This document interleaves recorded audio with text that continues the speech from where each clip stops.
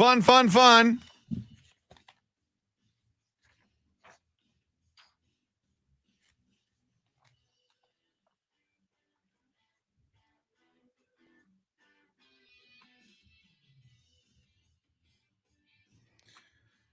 All right. See if I can get this poll question done in time.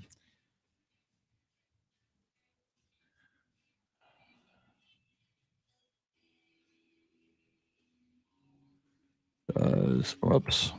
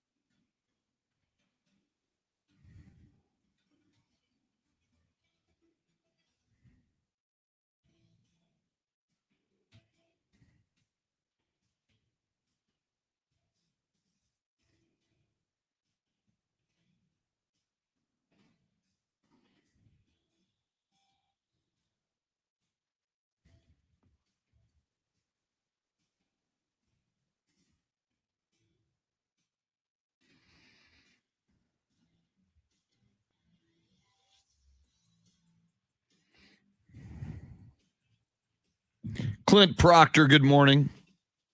You may be the first in.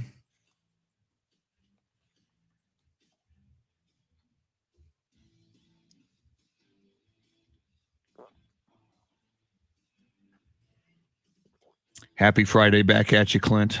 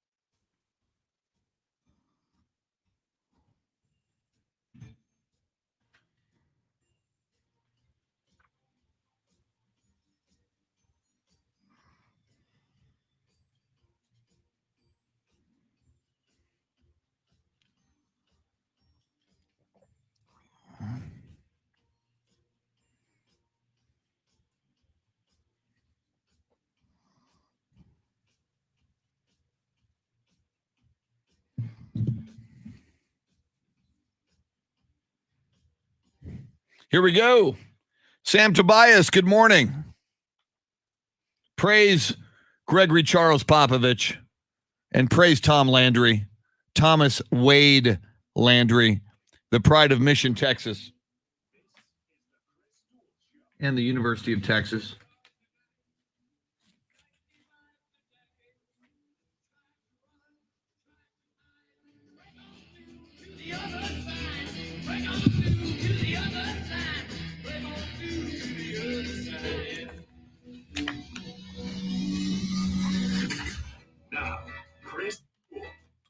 It is Friday. That's a beautiful thing. The weekend is here, April 16th. Although, compared to last weekend, you had the Masters.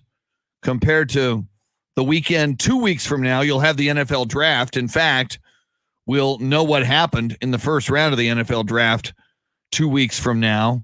I don't know, Shannon Salty Sweeney. What are we going to do?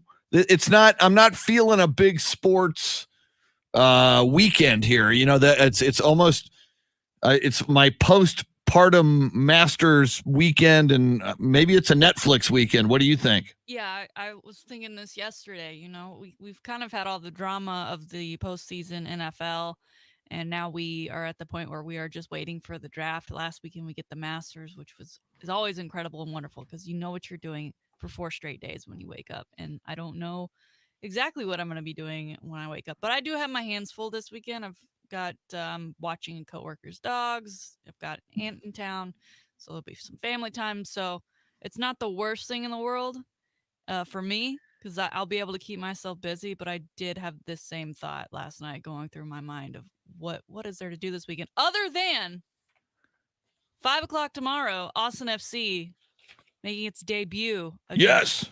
Will Ferrell and the Galaxies out in LA. And So more and that's all more, I've got, but that's a pretty big one if you ask me. yes, more and more we're seeing Will Ferrell and Matthew McConaughey making noise at each other Yeah, there as was a video posted yesterday, wasn't there? yeah, I mean these two might just fight. This may become a rivalry out of the gate now, with led by Yeah. Will Ferrell and Matthew McConaughey. And such, great, funny, and good-hearted guys that you love to see it. No matter, I mean, Oh God, you love yes. both sides of the trash talk at this point. So I'm excited. I'm excited when the Galaxy come here because hopefully will join in on the fun and we'll get him here. And by that point, hopefully COVID will, allow for more people to be in the stands. But super exciting stuff for the first official game of their first ever season. It feels like we've been waiting forever and ever and ever, and it's finally here. It's hard to believe. And how cool if Austin FC knocks them off. Oh, How I want cool. nothing more. I mean, My expectations are honestly low. well, you may be too young to remember. You probably know it, but you may be too young to have watched it. When the Houston Texans were born, their first regular season game was against the Dallas Cowboys. And as I recall, the Cowboys had Emmett, the Cowboys had Troy. Texans were not supposed to be in that game. The Texans opening night of the regular season beat the Dallas Cowboys, and it was like for years, and it still may be the highlight of Houston Texans history overall. But it was highly improbable. So on opening night, things like this can happen. So I'd love to see it with Austin FC Now, where was that game played?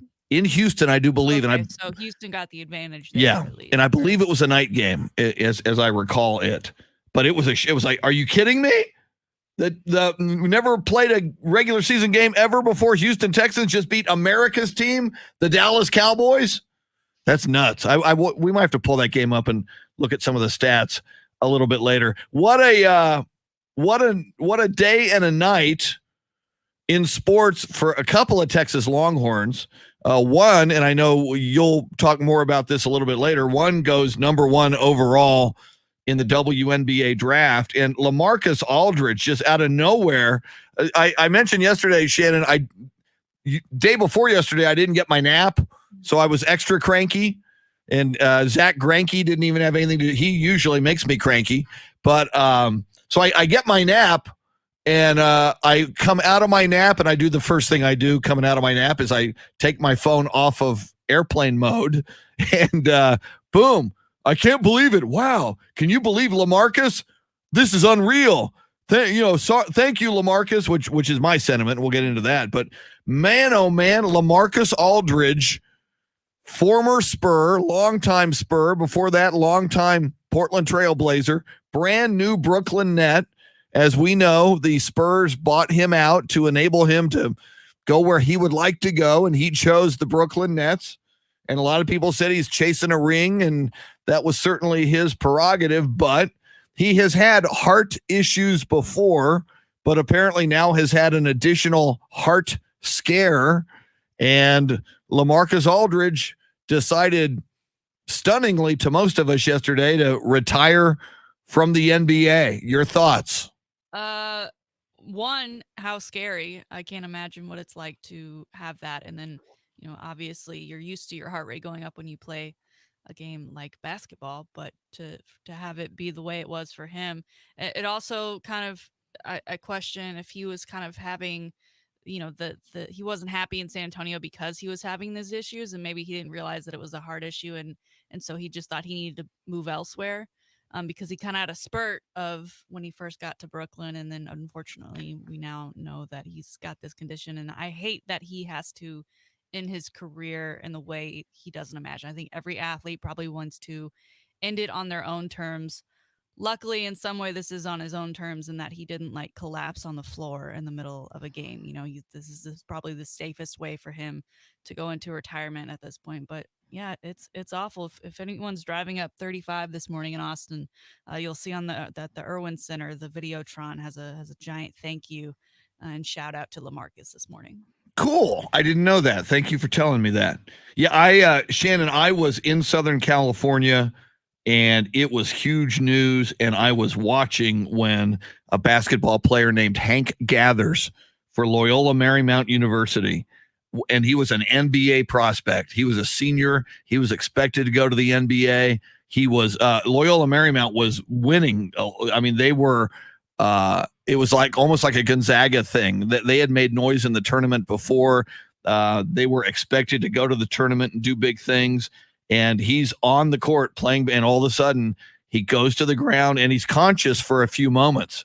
And he's sitting there and he's being attended to, and then he's gone. And it was a heart issue that, when they did an autopsy was undiagnosed. So sadly, this kid, Hank Gathers was like 21 or 22 years old in the prime of his life.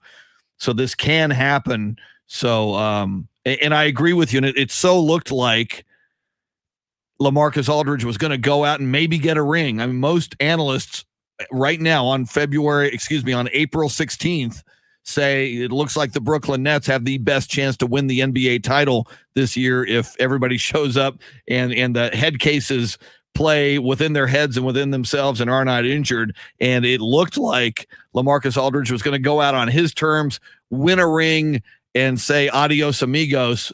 But as you said, he is in a strange way choosing to go out on his own terms, listening to his doctors, realizing the value of the rest of his life and his wife and his kids. And obviously he's earned a great generational income in the NBA.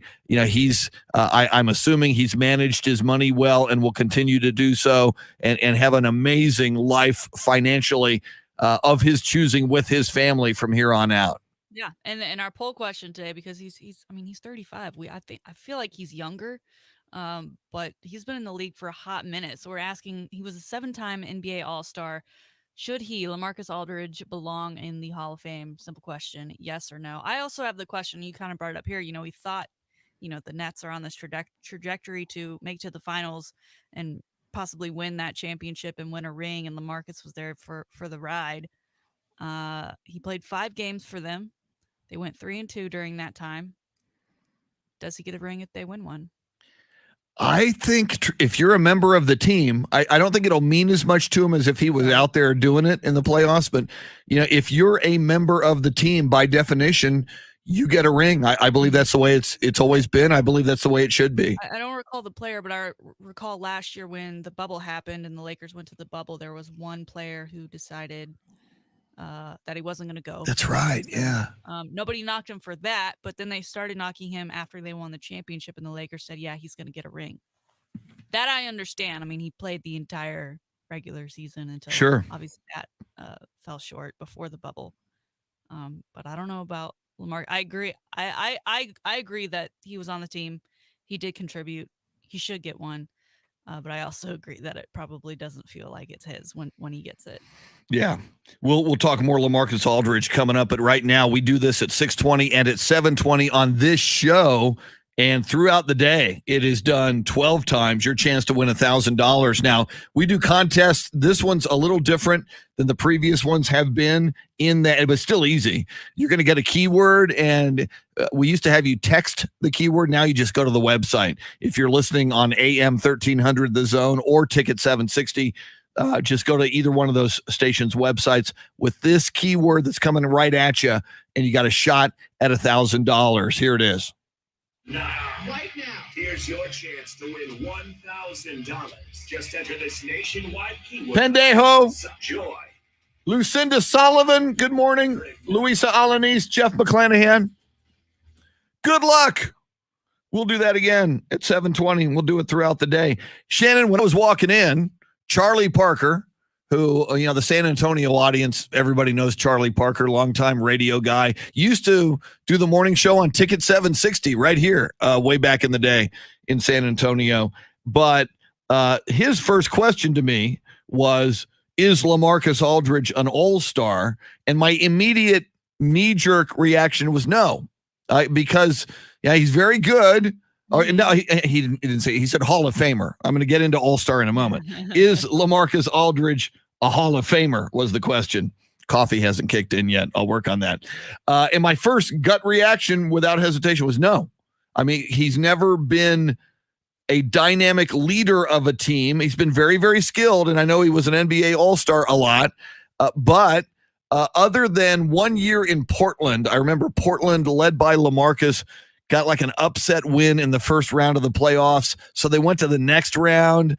He's never led a team deep into the playoffs, and he was never really a leader. I like him, but even Kawhi even kind of has that demeanor. Kawhi is much more reclusive than LaMarcus even, but LaMarcus was never a demonstrative, fiery leader of the team. So my first reaction to Charlie was no. Then I got into the studio. I said, all right, how many times has LaMarcus Aldridge been an NBA All-Star? And as you said earlier, Shannon, 7 is the number.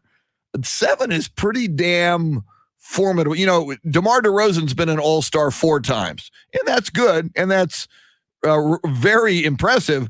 7-time All-Star. So all of a sudden now I got to read, because, you look at the NFL, and I look at a guy like Dan Fouts, who never went to a Super Bowl. And Dan Fouts is in the Pro Football Hall of Fame because he was a prolific quarterback and did big things in the NFL. Upon further review, I am now leaning yes, LaMarcus Aldridge should be in the Naismith Memorial Hall of Fame. So I think part of the knock on LaMarcus is that he isn't a LeBron or Curry or a KD, and that he's just not viewed as a celebrity of the game, right? He's not, eye candy for like the younger generation. I don't know how many people let me get an LA jersey. But I kind of want to compare him to Paul Gasol, right? Because he is, I would think a lot of people would say a Hall of Famer, but he's obviously got multiple rings. Yeah. But he was only a 6-time All-Star. Ooh. And he's not some big boisterous dude. Now, he probably has a little bit more leadership qualities than, LA, but again, kind of a quiet guy. I don't know if he's not with Kobe for all those years that he is considered a Hall of Famer. He certainly doesn't have the rings to go with it. If you want to compare him and LaMarcus, I'd just say, well, Paul got put on a better team. LaMarcus just wasn't on championship running teams. He clearly isn't the LeBron who's going to carry it all on his back, because he didn't. He never did it, which again is a knock on him. But I would say yes, especially for that position. I think it's so much about the guards these days. Yeah, and it's so weird because I have flipped. I'm with you. I lean yes. His career averages 19.4 points per game, 8.2 rebounds per game. So 19 and 8 is quite good. And again, what gets me, 7-time NBA All-Star. Hard to knock that. Yeah, and he was a All-NBA second team 2 times, All-NBA third team 3 times, and All-NBA rookie team. So he's got some other things going on in there for him.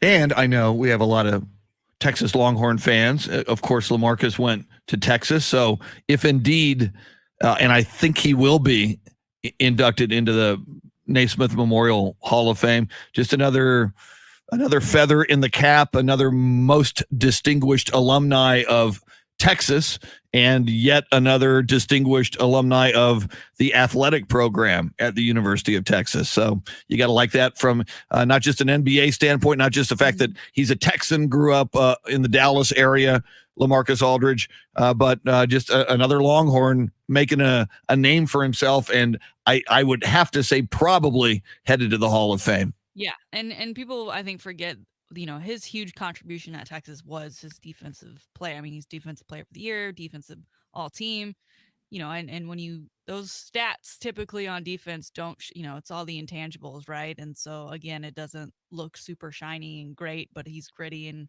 and he earned those awards for a reason, and he continued that style of play throughout his NBA career. But yeah, thinking about him today, I just feel so bad for him, man. Yeah. It's not the way you want to go out. I do appreciate, for anyone who didn't see his announcement, which he posted on social media, it wasn't a notes app announcement. There was some thought put into this. True. He's got some stylized text, and it's almost like a galaxy looking background.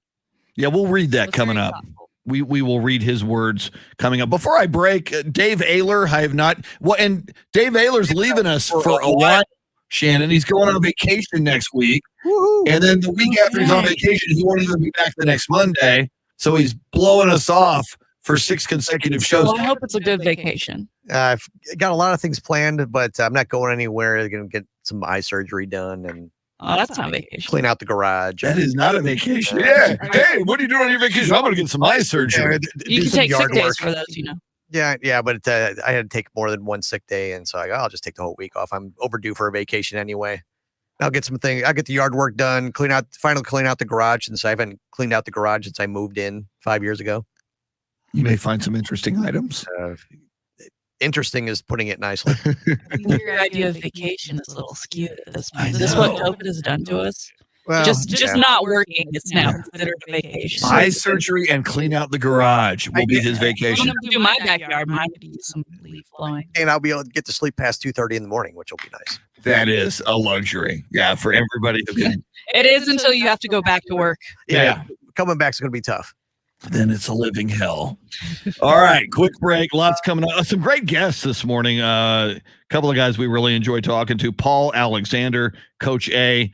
Like to talk football with him and all things sports and all things life. And speaking of football, James Allen from the Pro Football Hall of Fame had an interesting press release from the Pro Football Hall of Fame yesterday. We'll walk through it with James Allen, and we'll ask him if the most recently retired Julian Edelman has Hall of Fame written on him. We'll see, get a reaction from James Allen. Quick break. You can join us on the phone line, 800-707-9760. Lots of people already joining us on Facebook Live. A little bit later, Shannon's Salty Shakedown and a whole lot more. We're with you till 9 on a Friday. Thanks for hanging out. It's the Chris Duel Show. Steve DeRocco, good morning.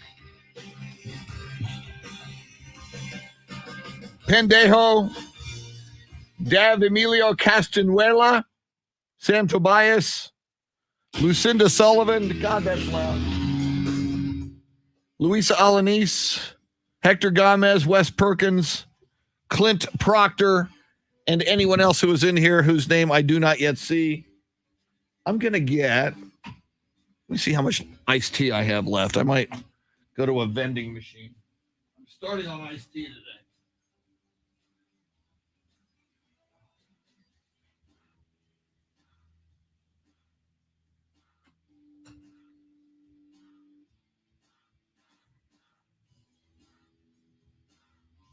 Yeah, I need more iced tea. I'm going to go make a run.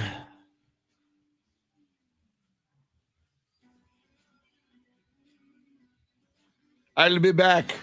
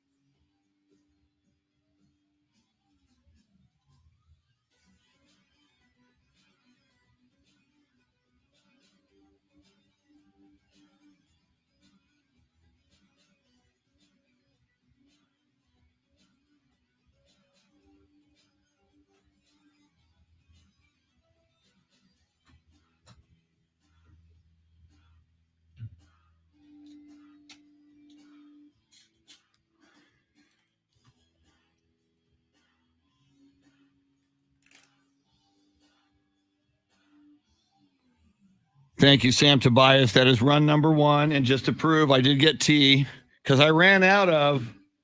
This is from yesterday. I had this big old Mondo jug of tea. So yeah, that will be tea run number 1. Now who gave us? Pendejo did. Texans Cowboys 1910. I want to look up that game. 2002. 2002. In my mind, I'm remembering Troy and Emmett playing in that game. Were they still playing in 2002? Or I think at least Emmett was. Boom. Clicking on the box score right now.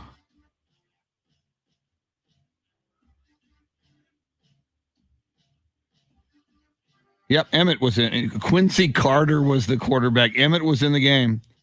Emmett 17 carries for 67 yards. Quincy Carter was your quarterback. Antonio Bryant and Joey Galloway were the wide receivers. So I guess Troy. Man, when did Troy retire? Was that the first year of that, Troy? Take a look at that.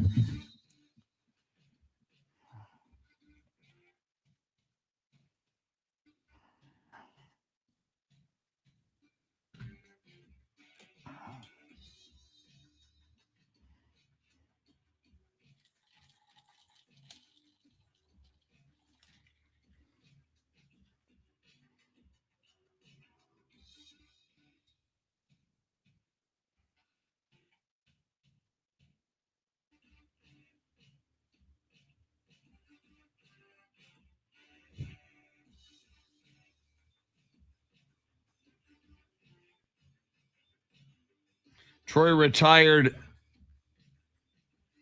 in 2000.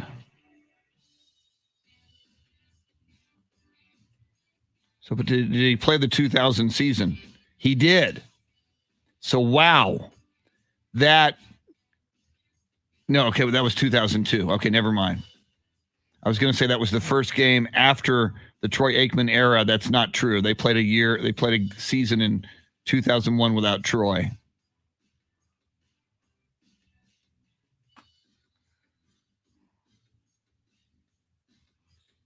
It was a Sunday night game. And by the way, the Cowboys were wearing the blue jerseys as well. So blue jersey jinx.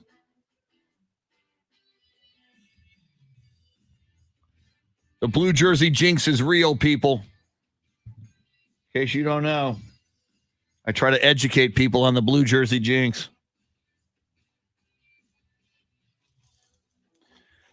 Dawn Hall once bought me a Cowboys jersey that was blue. I had to return it. I'm not going to wear that.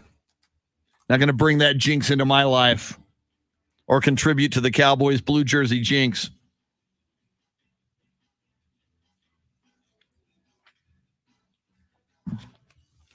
LaMarcus on the cover of the San Antonio Express News this morning.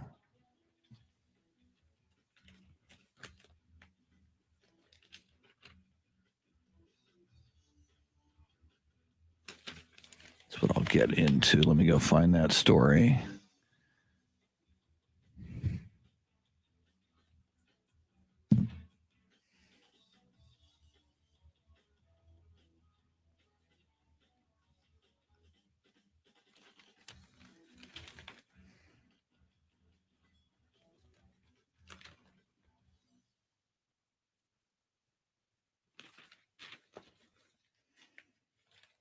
Here we come.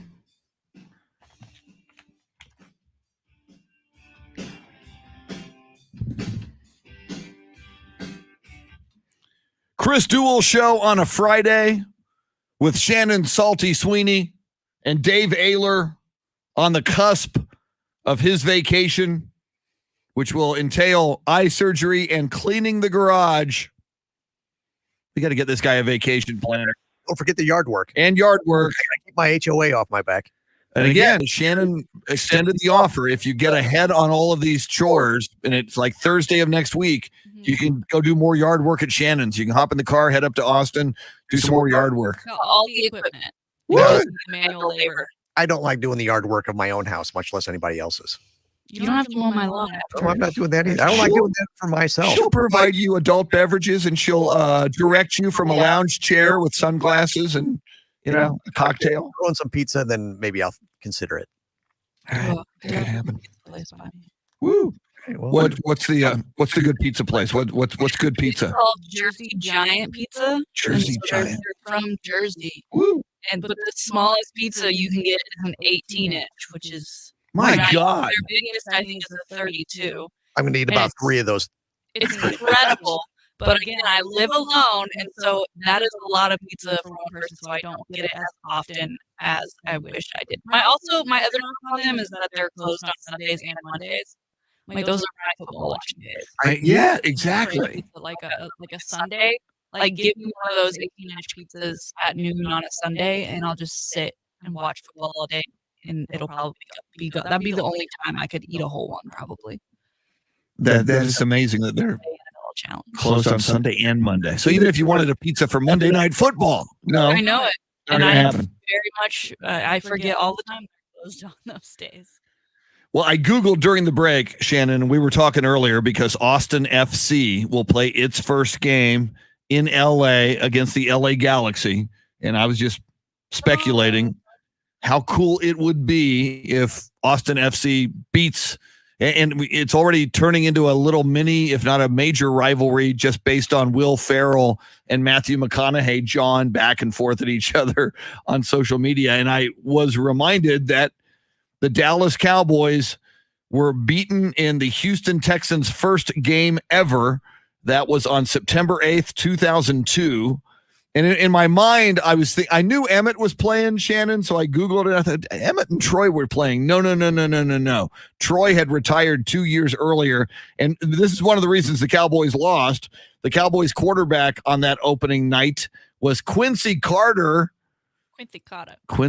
number 17. He was 13 of 30, under 50% for 131 yards, no touchdowns, a pick, 1 interception. Emmett did play in that game. Emmitt Smith, 17 carries for 67 yards. His longest was a 22-yard run. Emmett had 2 catches from Quincy Carter for 12 yards. But forget about it because the Houston Texans won their opening game. David Carr, their quarterback, and they win it 19-10 over the Cowboys to start their franchise at 1-0, which was cool for them. And by the way, the Cowboys were wearing blue jerseys, so the blue jersey jinx was in effect. I still don't understand how Quincy Carter is as popular as he is, because anytime I hear someone talk about him, it's stories like this. And my, from the swing from that day for Texans fans to where they are now. Yeah. What a ride. It is still arguably the highlight of their since they've never done anything that big in the playoffs. Mm-hmm. You could still argue that was the highlight of their franchise opening night. Yep. 2002, almost they've never 20 had so years much ago. open faith behind their team. Wow. Something else, you were talking about LaMarcus Aldridge, and is he deserving of the Naismith Memorial Hall of Fame? There was Hall of Fame news yesterday involving who the presenters will be. When you go into the Hall of Fame, you pick in basketball, you pick a current or a previous Hall of Famer to introduce you. And a couple of very interesting developments there, Shannon. We learned yesterday that Tim Duncan has chosen David Robinson, Hall of Famer, to present him. And I like this one a lot. This was the big headline. The family of Kobe Bryant has chosen Michael Jordan to introduce him. That's pretty darn appropriate, if you ask me. I don't know who else you would pick. I mean, anybody else would seem like, oh, is Michael not available? And like to think that Michael's actually doing it, because the idea of him honoring someone else. Yeah. If Michael would have declined, that would have really sucked too. To hear him talk about Kobe's career.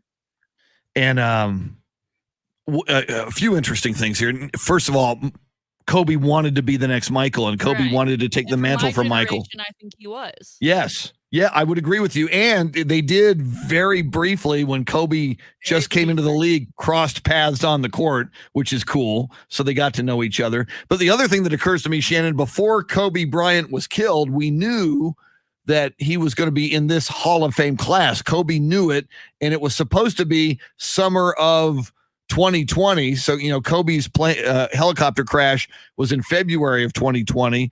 And so we knew and Kobe knew who was in this class, and among them, Kevin Garnett, Kobe, and Tim Duncan. And what I was looking forward to, and I even had the thought, it's going to be because Tim Duncan's going in the same time Kobe is, and they're each going to make a speech. I thought for sure that Kobe would talk a little bit about Tim and that Lakers-Spurs rivalry and vice versa. And I'm sure now Tim will be talking about Kobe. But you got to, so many basketball fans still mourning the loss of Kobe Bryant. I agree, Shannon, who better than Michael Jordan to honor him and introduce him into the Hall? Is he only getting one? Like, is Michael the only one? Because you almost think like a Shaq or a Magic Johnson would be. Yeah. Maybe they're just backups I at this point. think you only get one. Get Michael Jordan. Yeah. You're a backup after that. Absolutely. Who is Kevin Garnett will be introduced by Isaiah Thomas, which is interesting. With Michael there? Ooh, you're so right. They're gonna battle for best speech. Wow. Isaiah and Michael in the same room. I feel like Kevin Garnett did that on purpose. He probably has no relationship whatsoever with Isaiah Thomas. He's just like, I just saw that documentary and I'm going to ruffle some feathers and I'm going to be the headline because I invited Isaiah Thomas. Well, and what Michael will probably do for the second straight time, go, if Isaiah goes, I'm not going. You guys want me there? Isaiah can't be there. You have to get him on. Yeah, you have to pick another. You have to pick another presenter, Kevin Garnett. I'm Michael Jordan. Wow. I have spoken. Or maybe they make up live on camera. Hey, I like that. Is this going to be virtual though? Yeah, I'm not 100. It is May 15th, so it's a month from yesterday. So let me look at this story. I need drama. Oh my gosh, this will be the best induction ceremony ever. Led by Michael Jordan. I'm just skimming through. Kim Mulkey, by the way, yes. is presenting multiple candidates, so she's already in. So Kim Mulkey will be a presenter. Also, one of my favorite names.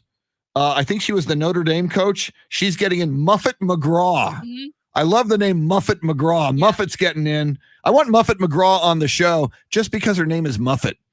But she was an amazing coach at Notre Dame. What her childhood was like. Yeah.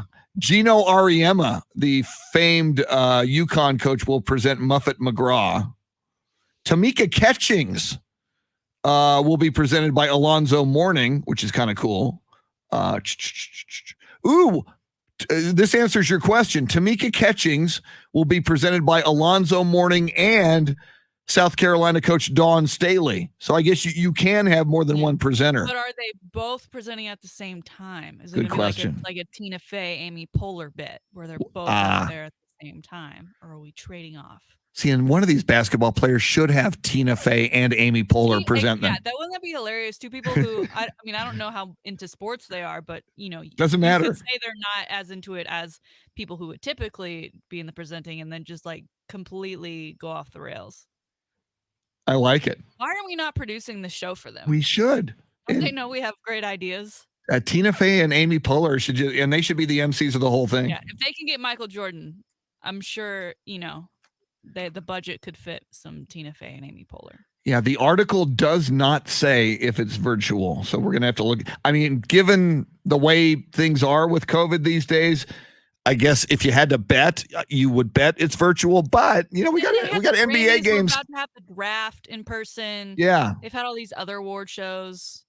Just do it in person, please. And I think part of the reason it's not virtual, that's why they waited on the class of, they moved 2020 to May 15th so that it wasn't. So so now I'm thinking, and we want to 100% confirm it, and we'll work on that. It will be live and in person attended, which again makes the Michael Jordan, Isaiah Thomas thing. I mean, what do they do? That's so interesting. Does Michael walk over and say hi? Does he glare at him from across the room? How does that work? I mean, you would think that Kobe's induction would be last, right? Yes. So either way, Michael is technically closing. He is the main event. True. So I think he's already got a leg up there in his mind, knowing the way his mind works. Yeah, that is right. Kobe has to be last, and so your big headlining moment will be Michael Jordan. I mean, they need a picture of the two of them together. I mean, that is the shot.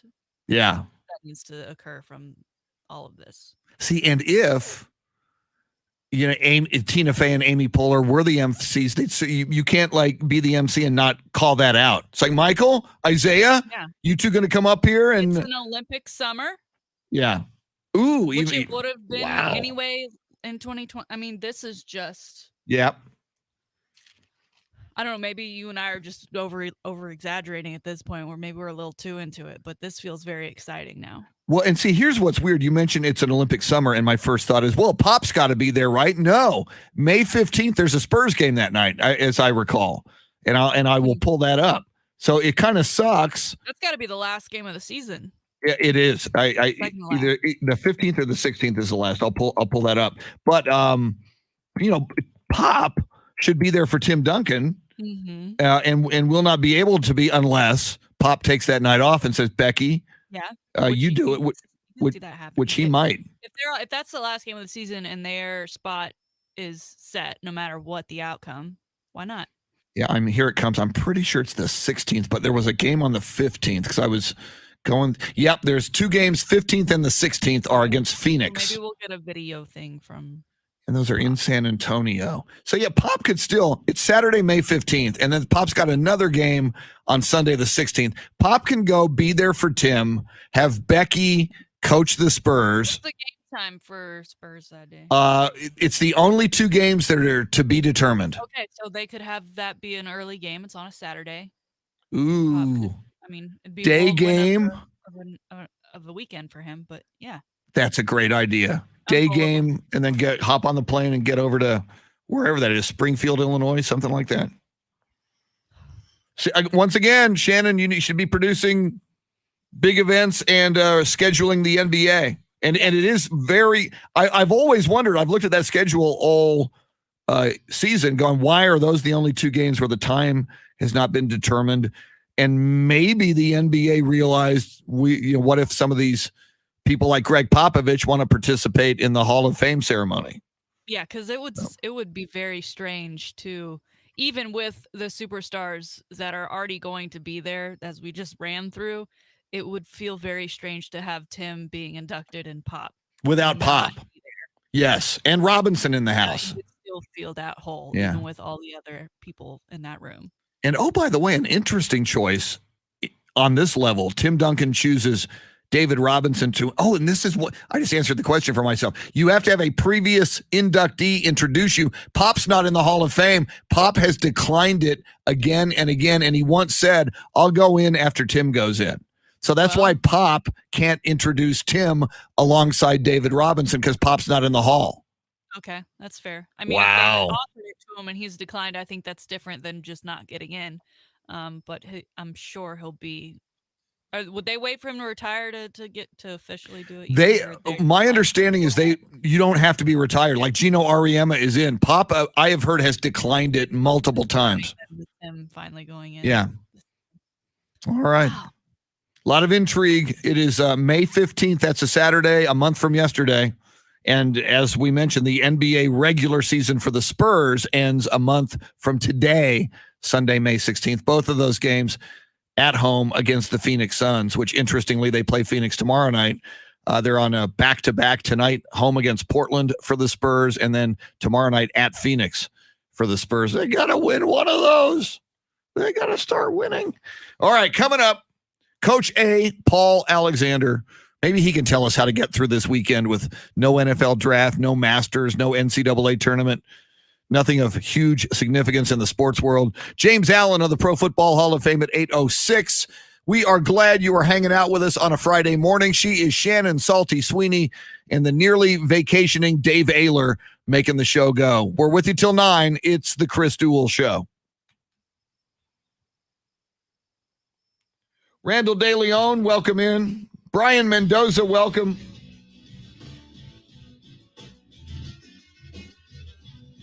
Randall says, when MJ and Isaiah are at the Hall of Fame event, Isaiah will end up just walking past Michael Jordan like the Pistons did back in the playoffs. Yes, as we saw on the Last Dance documentary.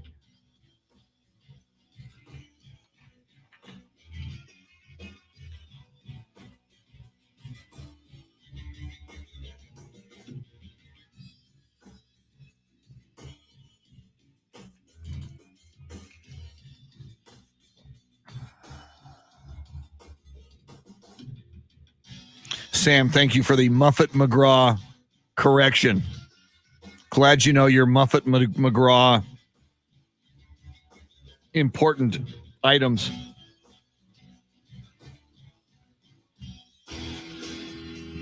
Wow, Hector Gomez reminding us.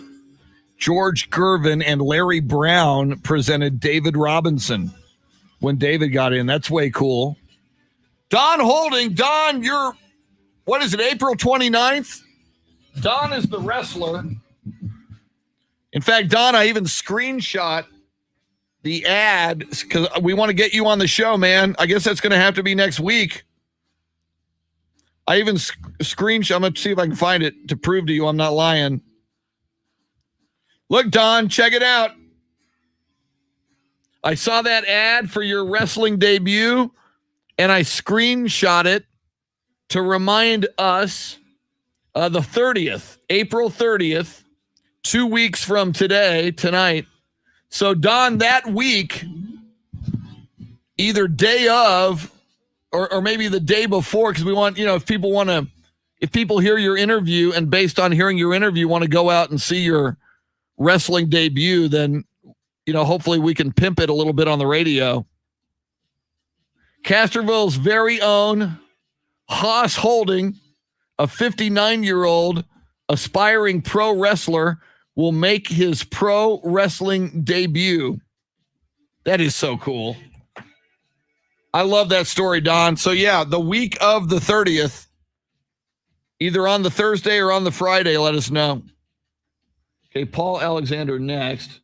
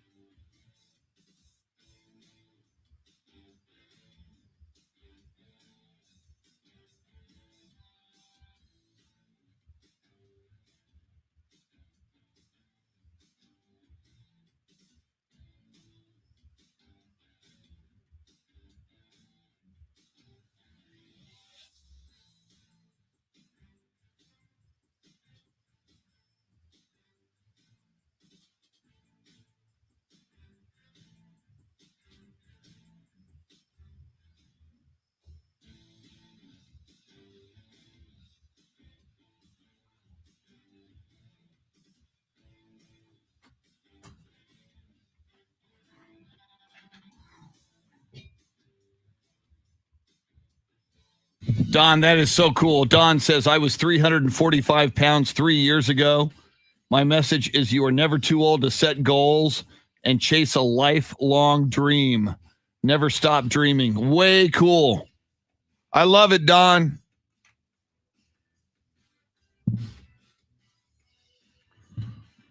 I hope you will have a lot of video cameras on you that night, Don. I mean, this sounds like it's got the makings of a documentary. So get a lot of, I'm sure you are, but get a lot of footage. Multiple cameras.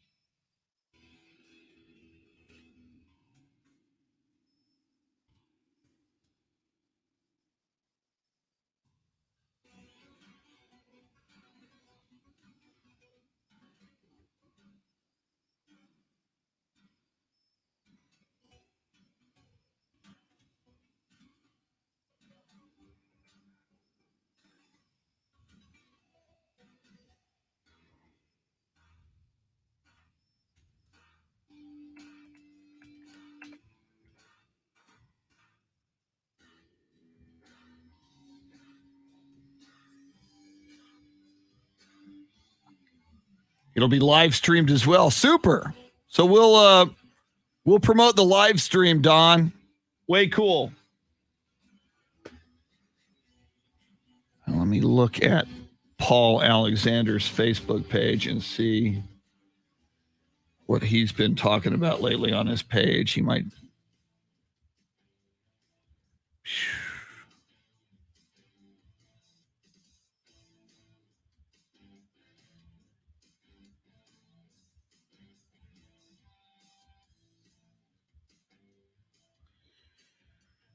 All right. Where is Paul?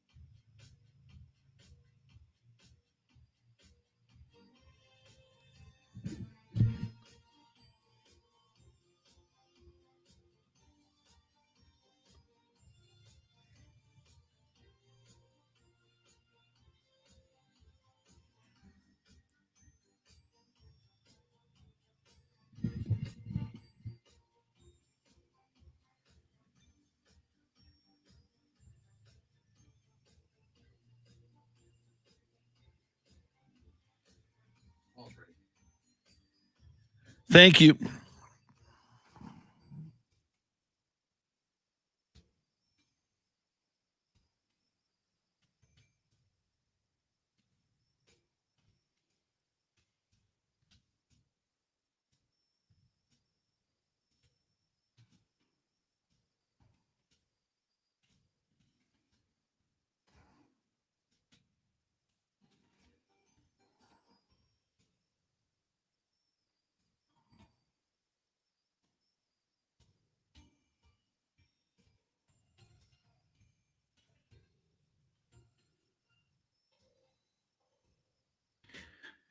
Paul Alexander is on the line. We will get with him in a moment. He is usually quite entertaining and compelling and insightful. Those are all good things. Plus, he's the most hardcore Dallas Cowboy fan and historian I know. It goes way, way, way, way, way back. See, I got to remember the contest here. Remember the contest. Come on.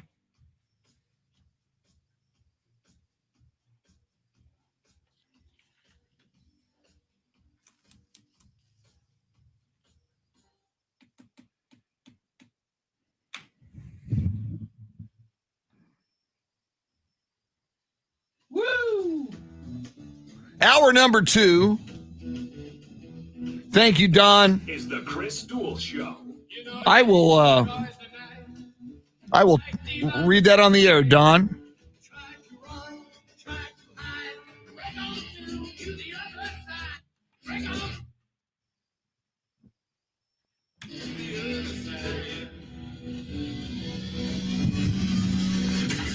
Now, Chris Duel. Friday, baby. It's the day most of us live for, the gateway to the weekend, wrap up the work week, get ready for a weekend of sports, although no Masters tournament, 2 more weeks to wait for the NFL draft, no NCAA tournament. What will we, Astros in a slump, major slump with players out, what will we do this weekend with regard to the world of sports? Well, maybe Paul Alexander will provide some insights. We love having him on. He has done everything there is to do in television and radio, sports and news, reporter, anchor, executive. He's done it all, including stops in Austin, where he was the host of the Longhorn Coaches Show with Fred Akers, in San Antonio. Even did Spurs games, Spurs television at one point. You name it, he's done it. And I saw on Facebook, packing up the moving truck and moving from Beaumont, Texas, back to San Antonio. Paul Alexander, welcome back in. Chris, thank you so much. And it is indeed a happy day. We're wrapping up that process here in Beaumont. So my wife, BB, and I are in a motel room right now. As we cleared out our apartment last night, and all the stuff is moving to San Antonio, including us and Frankie, the Blue-Eyed Lab, and we'll be there tomorrow, and we could not be more excited, that's for sure. Well, and I saw one Facebook photo of one of the boxes. The first box that you guys have to open, I think, includes coffee mugs, and stemware and adult beverage glassware. So you and Joe certainly have your priorities once you arrive. Yeah, it's marked happy hour on there for sure, because, there are a lot of boxes in there, and you want to make sure that you take these things in the proper sequence. So thank BB for taking care of that. Well, and Paul, I want to read you right as we started this segment. Don Holding, also known as Haas, and we knew him as Haz back in the day, a longtime fan of yours, wrote, Paul Alexander is always so awesome to listen to. Looking forward to this segment. And Don Holding, Paul, he's 59 years old. He's always wanted to be a professional wrestler. And he was, a couple of years ago, he weighed 345 pounds. And he said, you know what? I don't want to give up on my dream. He's been in the gym for the last 2 or 3 years. And on April 30th, he will make his wrestling debut in the ring. First time ever as a wrestler at age 59. How cool is that? That is way cool. And Don, first of all, thank you very much. Secondly, congratulations. And people who pursue their dreams like that are an absolute inspiration. Now, where is this wrestling match going to take place? I do believe it's Castroville. I will find out for sure. I got the poster somewhere on my phone. We're going to have Dawn on the show right before that. I know it is April 30th, so we'll have him on the show and get all the particulars. But I believe I think it's Castroville, but I'm not 100% sure. I am fired up about that, and I would love to be there if I can. That would be so cool. That would be so cool. All right, Paul, I asked Shannon this. I'm having a little postpartum depression this weekend. I mean, it is the weekend. I should be happy. But last weekend I had the Masters, The weekend before that, I had the NCAA tournament. I'm looking ahead 2 weeks to the NFL draft, but the Astros are in a slump. I mean, I do have Spurs basketball tonight and tomorrow, but I've got no marquee, make me drool, I can't wait sporting event. How am I supposed to get through this weekend, Paul?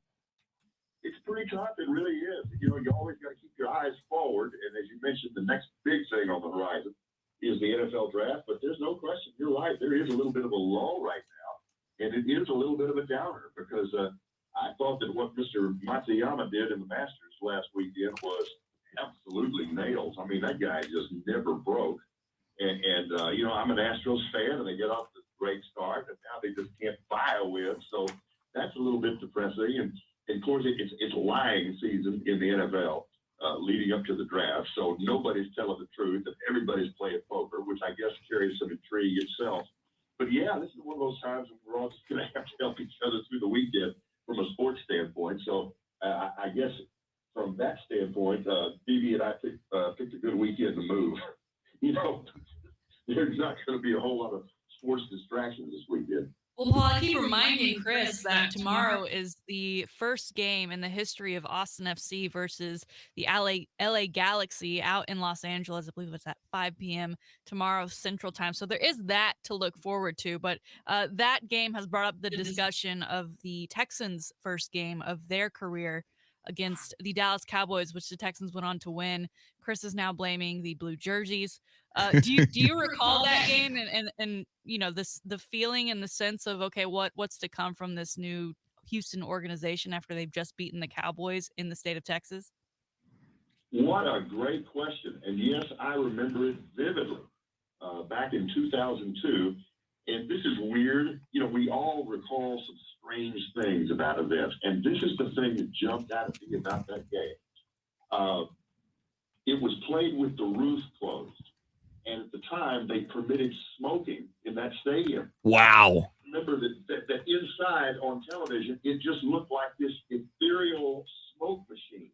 And it was like the entire game was a dream. And, of course, it turned into a nightmare for the Cowboys. I mean, to say that was embarrassing would be an understatement.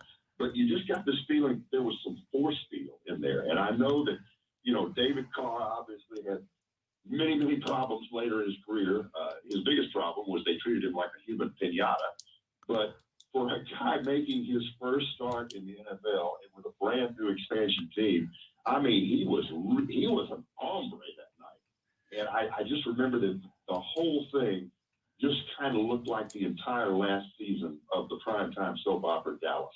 And it was because of the cigarette smoke. And after that season, they no longer permitted that. That is so crazy, Paul.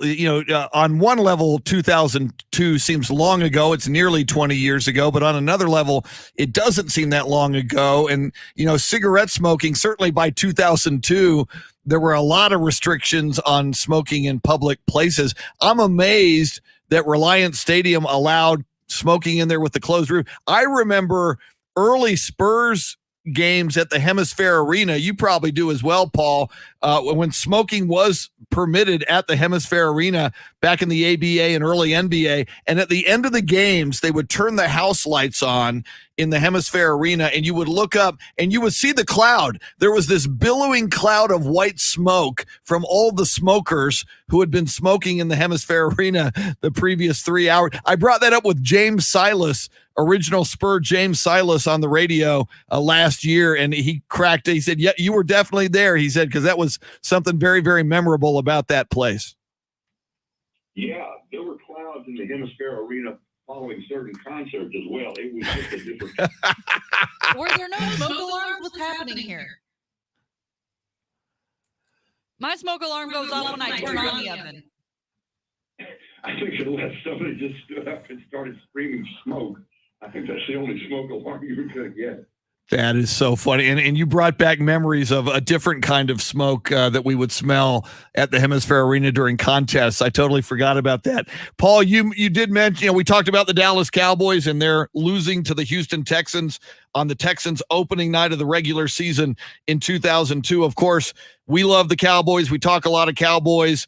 The NFL draft 2 weeks from today. And I'm hearing some people suggest, and I'm a little insane, Paul. You know that. Kyle Pitts, the tight end out of Florida, a lot of analysts, not just some, are saying he's the best athlete in the draft. Yeah, Sunshine's a great quarterback. Yes, the Cowboys might have needs on the defensive side of the ball. It's not might, they do. And Patrick Surtain might be the answer at number 10. But there's some talk about, do you trade up? And I know Gil Brandt and Tom Landry used to pick the best athlete available in the draft. That's one of the reasons they got Bob Hayes. Is it outlandish to think, with all the defensive needs, that the Cowboys should even consider trading up and maybe grabbing the next Travis Kelce, Kyle Pitts? I think it deserves serious consideration, for all of the reasons that you're outlining right now. And we know he's going to be there at number 4. I mean, because the first 3 people taken are going to be quarterbacks. We can debate the order, at least following Trevor Lawrence, but Pitts is going to be there at number 4. And the Atlanta Falcons currently hold that pick. Jerry Jones is nothing, is not bold and ambitious. You never know if these reports are accurate, but we're hearing that he personally is very, very, very excited about Pitts and what he could do. And, look, I think you get in trouble sometime when you draft exclusively for needs. I heard somebody recently on NFL radio say something that made a lot of sense to me. If you're addressing an immediate need, that's why God invented free agency. And you take the guesswork out of it, because if you're courting a free agent for a particular need, you know what you're getting to a much greater extent than you do when you draft even a highly regarded and highly touted rookie. So I do think, and you're right, this was the mantra of the Cowboys under Landry and Gil Brandt and Tex Schramm, best available athlete. And you have to say that was a philosophy that served them very well. Now, I realize that things changed because of free agency and because of player movement. And, whereas back in the day, if a guy was a Cowboy, he was a Cowboy for life. And you don't have that guarantee. But when you got a guy that can be that transformational, and I'm kind of a chalk walk and geek. And I just keep thinking about what you could do in that offense if you had that kind of tight end who could get vertical up the seam. I'm kind of thinking Tony Gonzalez-like. Wow. Speaking of the Falcons. And when you do that, the way that you could get a full-way vertical stretch, you just don't have enough people to cover those folks. And who are you going to lock up on Pitts? And whoever you put on him, it is a complete mismatch. So, that defense just stunk out loud last year. I think there were a lot of reasons for it. Part of it was schematic. Part of it was the fact that we had a pandemic going on. You couldn't have OTAs. Nobody could get together. I get that. So there's going to be some improvement just for that reason. But is there a defensive player available to the Cowboys that is a can't-miss prospect, at least to the extent that Kyle Pitts is? And I think the answer is no. And if you stay at number 10, you're kind of playing pin the tail on the donkey. If you want Pitts, go get him. See, now you're convincing me about Chris's theory to trade up for Pitts, because, people are almost calling him a Hall of Famer right off the bat. And I think your point is great that, free agency versus the draft. Free agency, what you're getting out of a player, versus the draft is a bit of a guessing game. Even though the Dallas does have those defensive needs, I think Pitts would probably be a great addition. I think I would join Chris in buying one of his jerseys. And for a guy who, ended up being a pretty great player, at least for his organization, Mr. Edelman, who decided to call it quits, he was long shot to even make the 53-man roster. And then now he's certainly worthy of the Patriots Hall of Fame. We kind of had the argument of whether or not he's a NFL Hall of Famer. So I wanted to get your thoughts on him and his career, and the chances that he's pulling a Gronk here and may sit out for some time, but end up signing with the Bucks. We're talking about this, and I want to turn the tables and ask you guys the same question in a minute. But over the last few days, I've had a lot of people ask me in person and in social media, whether I think Edelman ought to be in the Hall of Fame. And this one just makes me kind of scratch my head a little bit. I will put it this way. He's a wonderful, wonderful player who made some enormous contributions to a very, very historic team. And if he ends up in the Hall of Fame, all he's going to get from me is a standing ovation. Well done. Absolutely well done. His problem is at no place in the Hall of Fame with candidates is there a longer runway and a bigger logjam than there is at wide receiver. And let's face it, there is a bias when we're talking Hall of Fame and we're talking Hall of Fame receivers. There's a bias to a guy that can get deep. And that's just not what Edelman was. What Edelman was an incredible technician that played out of the slot and worked between the hashes and moved the chains and took some just horrendous physical abuse, which is one of the reasons why I'm glad that he's retired right now. So if Julian Edelman, based on the fact that he played on that team and won all those Super Bowls and made those big plays, if he eventually gets into the Hall of Fame, you're not going to hear any snort of objection from me. That's fine. When I look at it numerically, though, I just don't know that that's going to happen, and it's certainly not going to happen anytime soon. As to him pulling the glove, this is just my impression. I'm basing it on nothing. No, I heard what he said. I think he's done. I hope he's done. I hope the first thing he does is, in a safe environment, of course, is go get a big old sloppy plate of nachos and as much beer as he wants and sign a lot of autographs and enjoy life. I think that's it. I do.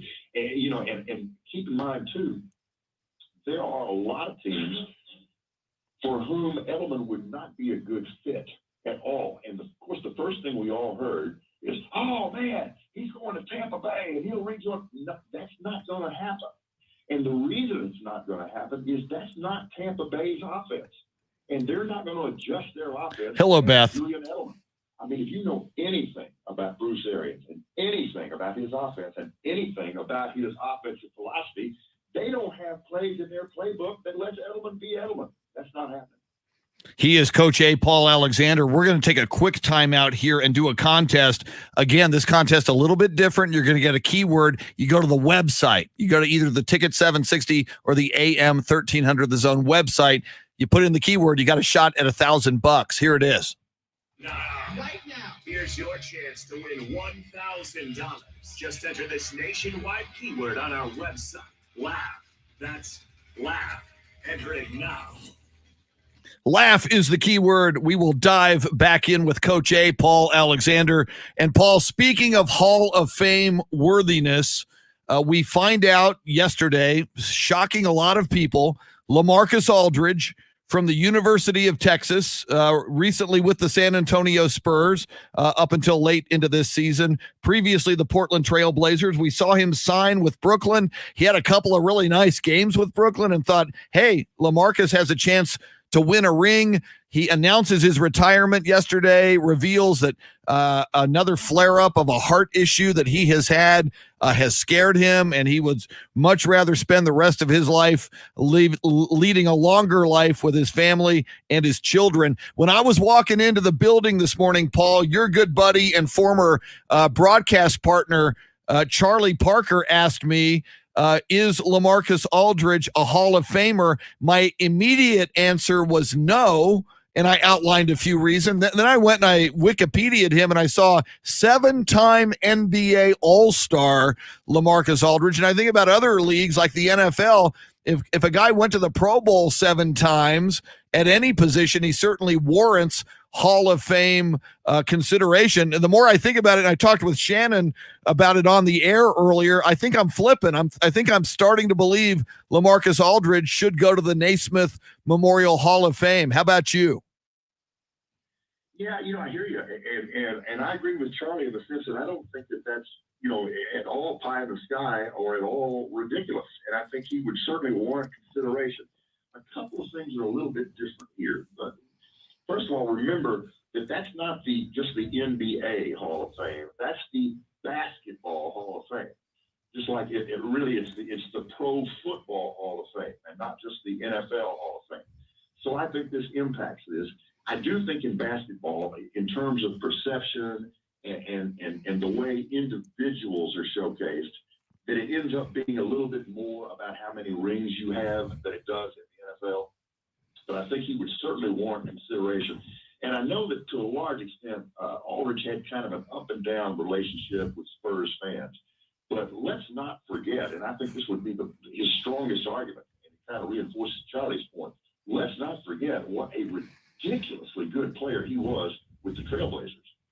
Yeah, no doubt about it. He was. That's why when the Spurs courted him that offseason and finally signed him, it was a big deal. Of course, I think Spurs fans would say that LaMarcus did not live up to the expectation, but I agree. I think it's going to be a fascinating debate, and we'll see if it happens. Paul, before we let you go, I've had so much fun watching videos. In addition to everything else you do, you've got a movement and a Facebook page about to become even a bigger site and experience called Radically Rational. In the post-truth era, I am partial to truth tellers, and you are certainly one of those. For people who may not have seen it yet, and how do they go find it? What will they find when they find Radically Rational on Facebook? Well, again, all you got to do, as you indicated, is find Radically Rational on Facebook. And here's the concept, and we always want to have some fun with it. But what we're trying to do, this is kind of our mission statement. We're trying to bring facts back into fashion. We're trying to make simple sanity sexy again. We're trying to beat crazies of all stripes back into the corners and the shadows and the shallows where they belong, because we've just thrown the keys to the crazies in this society. And it's really time for sane people to take the steering wheel back. So that's the thing. And we're serious about this, but we're not serious about ourselves. And the whole, the whole idea here is to have some fun and to entertain you. The very first order of business for BB and for me when we get to San Antonio, because we co-own that company, Radically Rational Media. So after we get the happy hour stemware unpacked, the first order of business is going to be to design an absolutely whiz-bang, cutting-edge 23rd century website where we're going to offer all kinds of stuff, including a lot of sports material. And the idea is to, one, have a lot of fun, make sure that the people who pay attention to Radically Rational are having a lot of fun. But there's going to be some good information. We think there's going to be some interesting opinion-driven material there that is going to be written and produced by a whole lot of people. So we just want to do something that's a little different, that gets away from what's typically happening in media right now, where you just take one person who's a crazy on the left and one person who's a crazy on the right and let them fight it out and then congratulate yourself on how balanced you are. We're just going to get rid of crazy, period. And I so love the phrase, make simple sanity sexy again. I absolutely love it. Paul Alexander, have a safe trip to San Antonio. Can't wait till you make this your residence once again. And we'll talk again next week, man. Thanks for taking the time. Have a great weekend. Chris, always look forward to it. Shannon, thank you. And we'll talk again soon. Thanks. Absolutely. Go find Radically Rational on Facebook. That was Paul Alexander. Quick break coming up. Your daily salty shakedown. This day in sports history, sports birthdays, and more. Coming up just after 8 o'clock, James Allen of the Pro Football Hall of Fame. Lots of football talk, lots of basketball, baseball. We're all over it. She's Shannon Salty Sweeney. Dave Ayler making the show go. I'm Chris. Till 9, it's the Chris Duel Show. Good morning, Beth Settle. Carl Fisher. Manuel Gonzalez, good morning. Trey and Rose Wilkes. Carl Fisher. Jason Paniagua. It blows my mind about the smoke. Jason, I have not been in the physical presence of Shannon, so I am still in possession. I should mail it to you, Shannon. Odds are, I don't know when you're coming to San Antonio and when I'm going to Austin. Yeah, or if you want to like rub off the PIN code that's on the back and then just take a picture of the back of the card, I can put it on my account. Maybe I'll do that. Because I got a Dunkin' Donuts account. Oh, by the way, I went this morning because it's Friday, and they've got like a new screen board outside, like a digital menu, and they've been having some trouble with it, so they weren't really ready right at 5 a.m. And so I get to the call box, and they're like, "Oh, please give us a moment," and I was like, "Oh, okay, yeah, no problem." And I'm sitting in my car, and then some jerk from behind me rolls down his window and goes, "Are they even open?" And the woman then responds, "I asked for a minute, please." And I'm like, "Oh God, she thinks it was me." Oh no. And she did, because she started asking for my order, and she's like, "Is that it?" And I was like, "Yeah." When you pulled up, did you say, "Hey, I wasn't the jerk"? I didn't want to do that because they were still very much messing with whatever Yeah. their issue was. I wanted to be like, Mm. "No, look, I totally get your situation. Like this when this happens to me in my job, I get it. It's very stressful." Yeah. Like yesterday. But I think she, when she saw my mask and heard my voice versus probably when the guy came up and he ordered, because when she did take my order, she said "sir" instead of "ma'am," which I've Wow. never gotten before there. So I think she maybe figured it out. Yeah. I was like, "Oh my God, no, no, no, no." Oh man. I feel bad for her. People flip out quickly when they don't get their food in a timely, instantaneous manner. And it's always the same, like it's like me, some lady in a white like suburban, a guy in a black truck, and then this new guy that was like, "Are they open?" God. But I got my Dunkin', you guys. So Jason, we now have a way. In fact, I've got that card here somewhere. I might be able to. Yeah, just make sure you text it to me and don't like post it on Twitter or something. I don't hold it up on Facebook. Here it is. Here's the number. Yeah.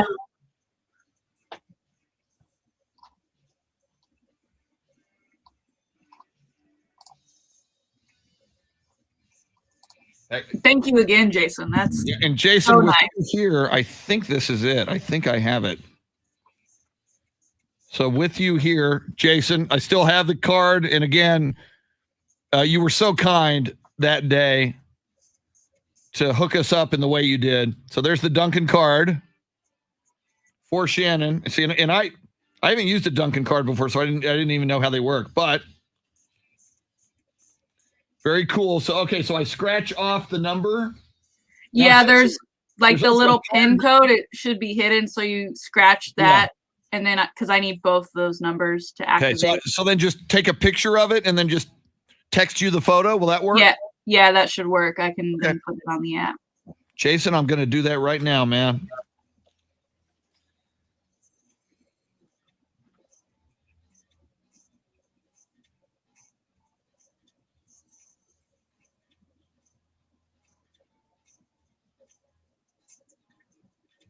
Except that I can't. Oh, does this peel off? I tried to scratch it off. Maybe it. I don't know. I feel like some of them peel and some of them don't. Yeah, this one peels. I tried scratching and that was not working.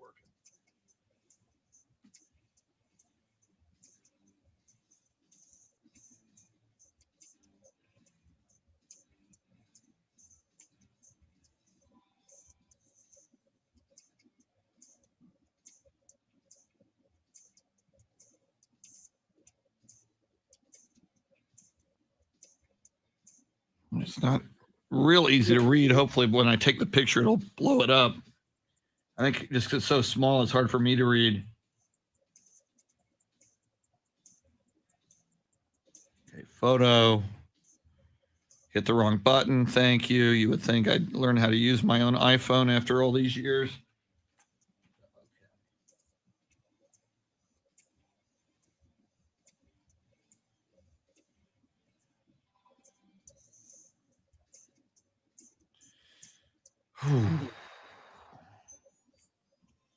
Yeah, you'll have to blow up that number to read it. I can read it when I blow it up. So now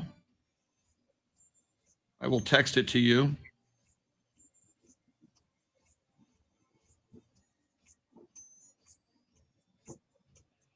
And Jason, I am sending now. It is done. So Shannon will be in possession of your very kind gift, your Dunkin' gift card.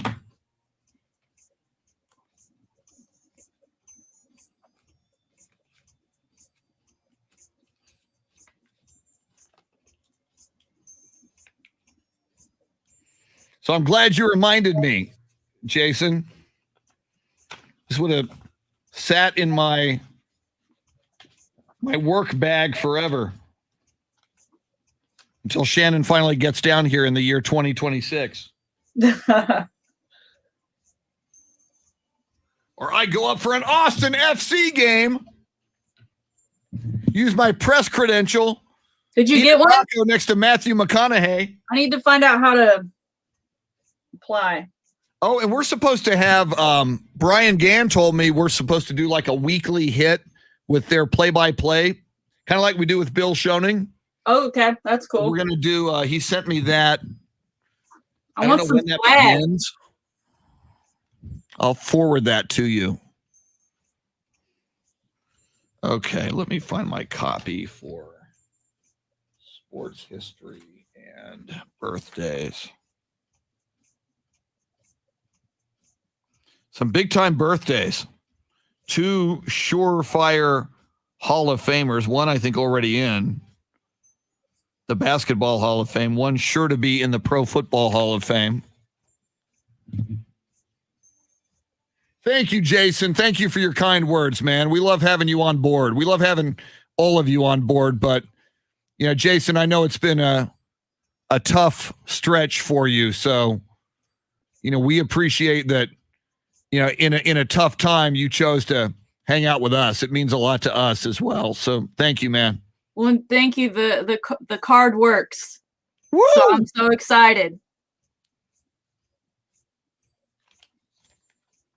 Duncan has become my new morning routine. I found one like on the way to and from work. So I'm going to have to start.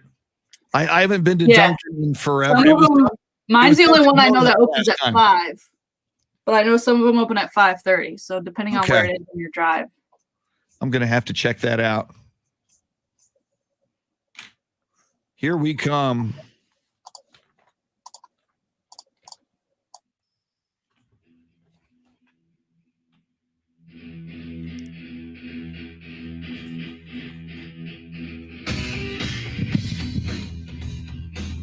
Who needs coffee when the grooves of our soundscape stylist Dave Ayler? That's what I'm talking about. Chris Duel Show. Dave Ayler, your soundscape stylist, about to go on a delightful vacation featuring eye surgery and yard work. Woo! And cleaning out the garage. I know how to party. We will miss you, Dave. And we'll probably mock you. We'll miss you and we'll mock you. We'll go, yeah, Dave's probably having his eye surgery right now. So are you going to come back without glasses on? No, I've had to wear glasses since I was like 8 years old. But and this early in the morning, I'm too lazy to put in my contacts. Are you going to come back with the same amount of eyeballs you have right now? Yes, at least I'm planning on it. Okay. It's just partially. There's a chance. Yeah, there's a You're chance. saying there's You a never know. He could slip or something, and the laser could do something it's not supposed to do, or I could come back with like a bionic eye or something and be able to see through walls. Yeah. Which would be cool. Very nice. Good luck. Thanks. Yes, sir. Good luck. Report back to us if you care to.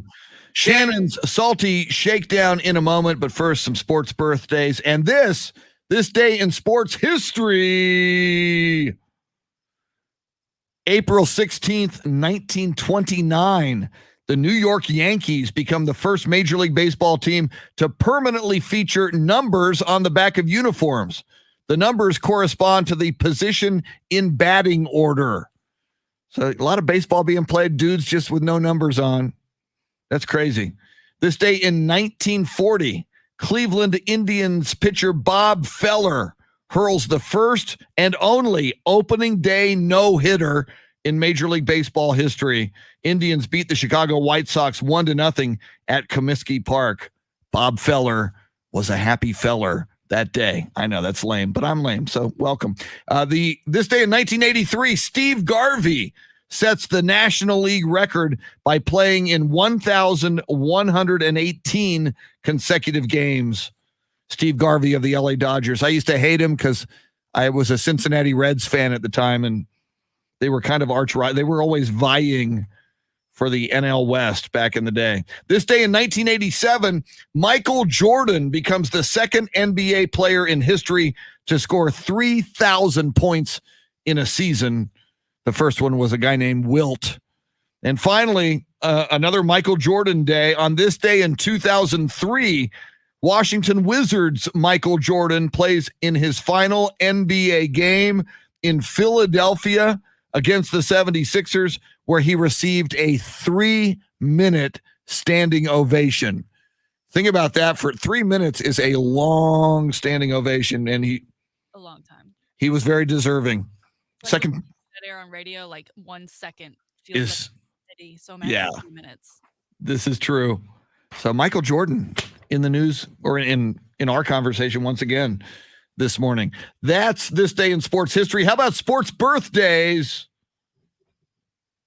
Born on this day in 1928, Richard Lane was born in Austin, Texas. He would become an NFL defensive back with the Rams, the Cardinals, and the Lions. Richard Lane got a nickname, one of the coolest nicknames ever. He was known as Dick Night Train Lane. Night Train Lane. I had no idea what that means. I just think it's cool. Born in 1928 in Austin. He died in 2002. Born on this day in 1947, he was born Lou Alcindor. Of course, you know him now as Kareem Abdul-Jabbar, Hall of Fame center, 6-time NBA champion, 6-time NBA MVP, born in New York City, also won multiple college championships at UCLA under John Wooden. Born on this day in 1952, he's not in the Pro Football Hall of Fame yet, but he will be. Bill Belichick, coach of the New England Patriots, most Super Bowl wins of any NFL coach. He was born in Nashville, Tennessee. I didn't know that. And when he was a kid, his dad was an assistant coach at the Naval Academy.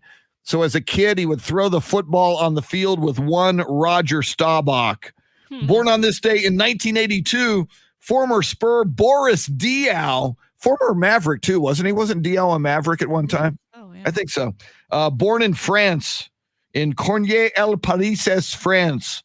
I don't speak French, so don't nail me on the pronunciation. And finally, born on this day in 1982, American mixed martial arts fighter Gina Carano, born in Dallas, Texas. She's done some acting, got into trouble lately. I think lost her gig for calling some people Nazis on Twitter. And Gina Carano, the daughter of former Cowboy backup quarterback Glenn Carano. Glenn Carano got a Super Bowl ring for Super Bowl 12 while he sat on the bench backing up Roger Staubach. So he had a good seat to Super Bowl 12. And he got to wear the uniform that day. And he got a ring. That's right. Glenn Carano, he had Jewelry. woo. And apparently Glenn Carano became extremely wealthy in business. He's like I forgot what he did, but he's wildly successful, a multi-millionaire in business. So you can mock him for being a backup quarterback, number 18, Glenn Carano, but he's laughing in your face. There you have it. Sports birthday, sports history. And now here it is, your daily salty shakedown. Well, we're one day further removed from the 2021 Masters, but stories keep coming out. We talked about Wayne Player getting suspended from or banned from Augusta National this week. And then there was the big story about seeing our Masters champion just chilling in the airport, waiting for his flight, 6:45 a.m. the next morning with the green jacket just draped over the seat next to him. How casual is that? You know, we saw Jordan Spieth after he won jump on a private jet and head to New York. And this guy, I'm sure, Mr. Hideki, remind me of his Matsuyama. Get on a plane, probably going to Japan. I'm surprised we haven't seen anything, at least nationally, about his arrival and the whatever they're going to do for him, because we know that it's huge over there. But now we're getting a story about Phil Mickelson, because we know he's a bit of a trash talker, which is so odd to me because he just doesn't look that part. But he is, and apparently he loves to troll non-Masters winners leading up to the event by asking them, hey, do you have dinner plans on Tuesday?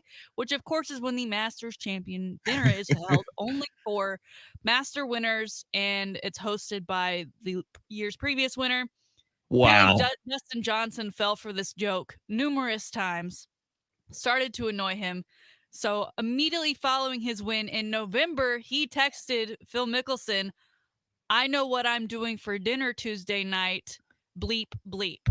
I think this is fantastic. I can't believe this story is just now getting out. I love it that Phil, a 3-time master champion, is is joking around with guys in this manner because a lot of them probably really, really, really want a green jacket. They don't even care about the dinner, but all of a sudden now they're mad about the dinner too. And for Dustin Johnson to hold on to that, knowing that he will never have to take that joke from Phil ever again. Do you like this coming from Phil? I do. It's fun. Yeah. But it's got to be rough. I think about somebody who's never going to make it. Dustin Johnson did it. You're in the fraternity. It's got to suck if you're so good and maybe you're close a couple times, but you just don't get in. That's got to hurt. You would imagine it like Phil Mickelson, obviously he can tell a great player from just a good player if he chooses his victims based on him actually thinking they will win at some point. That's a good point. Because it's mean if they end up never winning. Yeah. At that point, it's just mean. Yeah. But I thought this was a fantastic story. They didn't tell us what the actual exchange or response from Mickelson was, so hopefully we'll get some more of this. But I do love that Dustin Johnson, again, maybe he was at his airport with the jacket draped over a chair and just thought, you know what, I need to text my guy Phil. Especially because Phil, because I won, Phil didn't win, and that even makes it that much more sweet. All right, moving on. Last night, the WNBA draft happened. I always forget it comes so quickly to the end of the college season because, as we know, the WNBA season is typically a summer sport, so they're getting ready to get going, and Texas made history with their first #1 overall pick being Charlie Collier, who is heading and staying in Texas, but heading to Dallas to play for the Wings. Luka Doncic shouted her out. Kevin Durant shouted her out on Twitter even before the day, saying she would be his #1 pick. There was a video released of them having a FaceTime conversation just before the draft as she was getting ready, talking about swapping jerseys, how she's going to send him one. She wants him to wear it in the tunnel. And as we know, both of them were number 35 at Texas. Kevin Durant also played as number 35 throughout most of his NBA career. He's currently sporting number 7 with the Nets. So they had some conversation about whether or not she should keep or change her number. After she was drafted, of course, she appeared on ESPN with Holly Rowe, who they brought up her late father and just like the moment in the meeting of being the #1 overall pick. And here it is. Is not there, and it's a man who preordained this moment for you. Your father, Elliot, told you your whole life you would be #1. What is it like in this moment? Everything that I did from a baby, like he said, you was gonna be #1. Even this moment right here, we sat in the hospital bed and we wrote down goals. This was one of them, and I'm sitting here like, he's here with me, the games, everything that I do, he's here in this moment with me. It's just, hard work pays off, and my dad is so proud of me. And, I wish he could see this in real life, but man, this feels so good, and nothing can take this moment away from me. I mean, I don't care about what anybody says. This is my moment. This is my moment. It is. You shine in this moment. I see Mom Melinda. She had a dream. She was a great basketball player. We've got to give Mom some love on her basketball legacy. She's passed down to you as well. Yeah. My mom is a dog, man. My mom is a dog. And she gets it done, man. She's a single mother, but she handles her business, and I want to be like her when I grow up. We talked about the NFL draft coming up and how it's going to be back in person, but probably still some virtual elements, especially with Trevor Lawrence deciding to stay at Clemson for the draft. And we talked about how we really love some of those family moments that we got out of the players being at home and being around their closest family members and friends, unlike what we sometimes get when it's just the new agent and maybe mom or dad sitting at a table that they've been waiting for for who knows how long. So congratulations to Charlie. That was an incredible moment, an incredible history making moment for Texas. I can't wait for the WNBA season to start. It is important. We talk so much about March Madness and the women's tournament and just how great that tournament actually was. I mean, right down to the final buzzer. Yeah. And keep that momentum going into this WNBA season. A lot of great players. Sue Bird is still out there balling. I mean, she has just as many championships as LeBron for those that haven't been paying attention. I mean, she is a baller. And then you have the young guns like Charlie, who I'm sure will make almost an immediate impact for the Dallas Wings. So of course, they had the first pick, and there's a reason why. But I'm so excited that she does actually get to stay in Texas and put on that uniform. Your thoughts on her being taken number 1 overall in this year's draft? Well, first of all, I love the audio, and Shannon, great choice to play that audio. And you said it. This is why we love the NFL draft. This is why we love, in this case, the WNBA draft. It's the human stories. And how cool. It's great for her, obviously, fulfilling her dream and her late father's dream. Love hearing her retell that story. Loved her calling her mom a dog. Yes. That was beautiful. And you got to love she's from the University of Texas. And for you, you're a Dallas Mavericks fan. You're a Dallas Stars fan, a Cowboys fan. Mhm. Are you a Dallas Wings fan? And I got to believe if you haven't been a hardcore Wings fan, you now certainly have a reason to be. Yeah, I wasn't super hardcore. I was a comics fan when I was younger, but of course they are no longer with us. And now the Ace, what are they? The San Antonio team is now the Aces in Las Vegas, yeah. So, why not? I think everyone should go ahead and jump on the Wings bandwagon here, especially with a girl like Charlie on that team who is incredibly easy to root for. The graphics they showed had the number 35, so maybe she decided she'll change, or maybe she just hasn't decided yet, and that's what they went with since that was her number at Texas. But congratulations to her and her family. I'm sure she's waking up today and it feels like a dream, but I can't wait for that season to get underway. And finally today, the Washington football team, as we know, they are debating a new name, a new nickname, and President Jason Wright is all for it if they so feel the need to change it from what it is now, the Washington football team, WFT, as we often see hashtagged on Twitter. But he says he wants to make sure it's not anything messy or embarrassing. Well, fans of the team and season ticket holders and some media members have been given a survey by the team with name options on them. I'm going to read some of them to you now. The Washington Wild Hogs, the Washington Riders, the Washington Capital City Football Club, CCFC. Nope. The Washington Red Wolves, the Washington Aviators, the Washington Wayfarers, the Washington Ambassadors, the Washington Griffins, Warriors. I'm just going to stop saying the Washington Warriors, Armada, Rising, Swifts, Commanders, Pilots, Rubies. Some of those seem like they don't fit the not being messy or embarrassing, because to me, Washington Capital City Football Club, A, sounds like you're a soccer team. Sure does. And B, sounds messy, because that's just a mouthful for anybody. Yeah. Any of those on that list that stand out to you? Not really, Shannon, and we've had this discussion. It should be Americans. You solve so many problems. You can still pay homage to Native Americans. It's the nation's capital. It's where all of our legislation is created, the nation's capital, the presidency. It's nowhere on that survey. Nobody is having the thought, which I think is a no, call them the Washington Americans. Or even I like the idea of the Red Wings as well, the symbolicism of that, and that doesn't appear to be on the list, at least the list that was made available online after that survey was released. Also, the Griffins. What is that? Robert? Well, no. Like a griffin is like a beast. It's like it's almost like a lion, not kind of a Robert Griffin. Yeah, no, yeah. But still, a griffin. And if you Google a griffin, has nothing to do with Washington D.C. Yeah, they're not indigenous to Maryland or to my knowledge. So and then that's weird. I gotta feel San Antonio is like, now wait a minute. And I think San Antonio would say, wait a minute, but at least that's a little more. There are no commanders, or generals in the NFL. So, I mean, maybe, but you don't like the Rubies?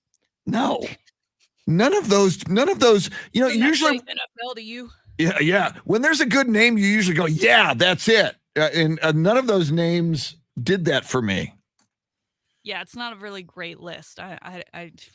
If they're going to change it, it's probably not going to be this year, because they've got some work to do. Yeah. On that one. And then, these are the names. Okay. Those are the names, and where are the nicknames going?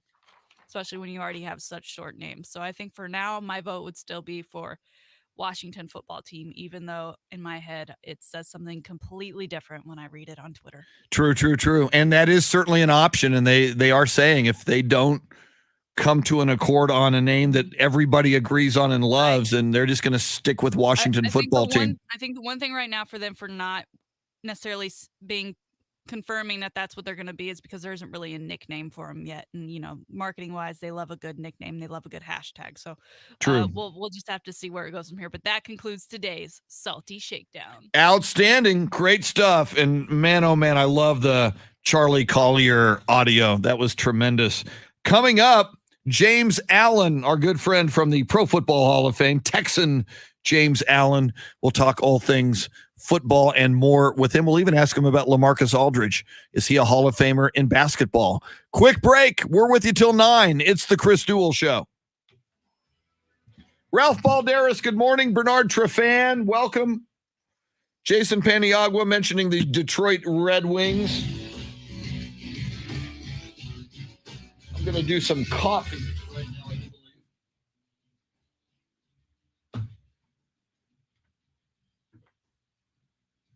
I'll be right back. Give you some cardboard breggy. Alex Bregman, who is, by the way, is on the COVID list as we speak.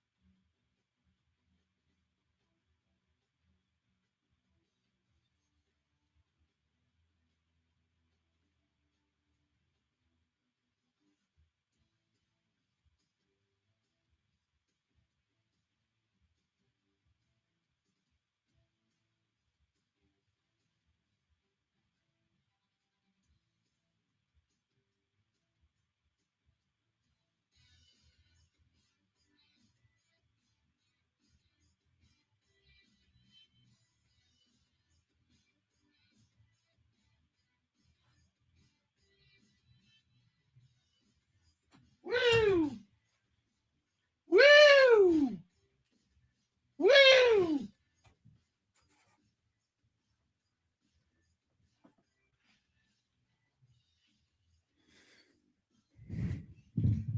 See, Dean, I do like, you say the Washington natives.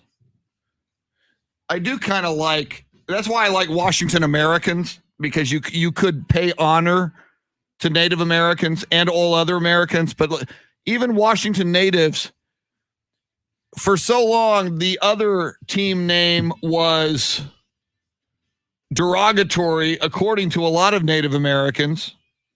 Why not make amends? Why not right an old wrong? Why not flip it and go out of your way to honor Native Americans in an appropriate way? That would be my choice, and hope that they would, you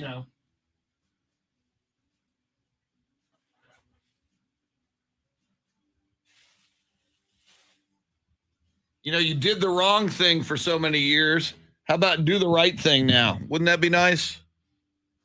Then again, I never did like that football team, and they have been arch rivals to the Dallas Cowboys dating back to the Landry era. So if they continue to make bad decisions, it's almost good, because I can continue to dislike them. I don't want to respect them for anything. But that being said, I'm certainly not advocating that they go with anything that, and they wouldn't now go with anything that offends a group of people.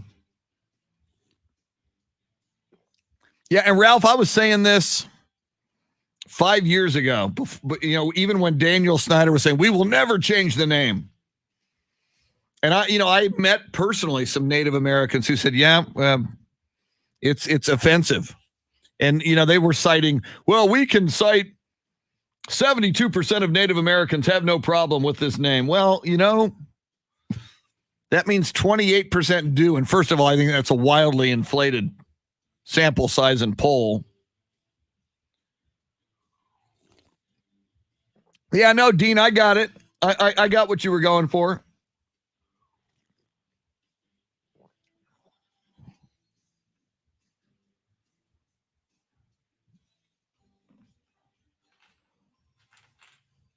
Like Washington Nationals, that's a good name. The national, it's the nation's capital.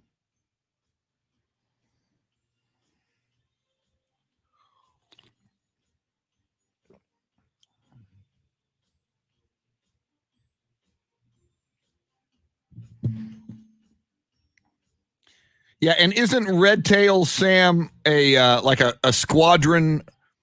A squadron that I think was Native or African American pilots, I think. I'd have to look that up to be sure. So that's him. Cool, thanks.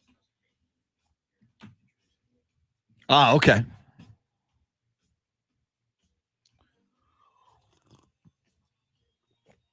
Now, Capitals would have been good. I mean, I don't think you should get a name of another major team, but you do have the San Francisco Giants in baseball and the New York Giants in football. So theoretically, Ralph is confirming on Red Tails. I do like, I don't love Red Tails compared to Americans, but I guess Red Tails could be. Wind Talkers would be cool. Something, again, I wish it was something that honored Native Americans.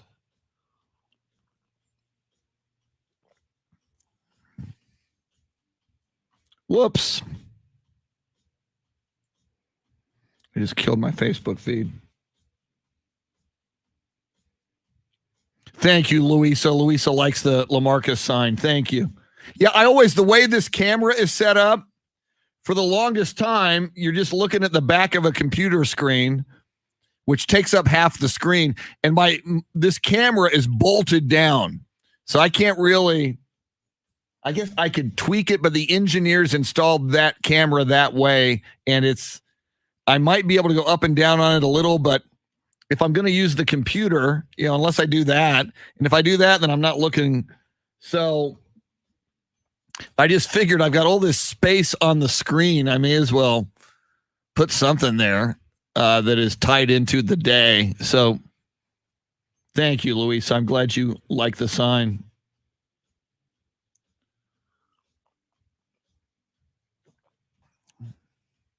Yeah, Sam, there was this guy who bought up a bunch of names that he thought Washington might want so that he could then sell them the name, which is a little much, a little too opportunistic, if you ask me. Final hour of the week.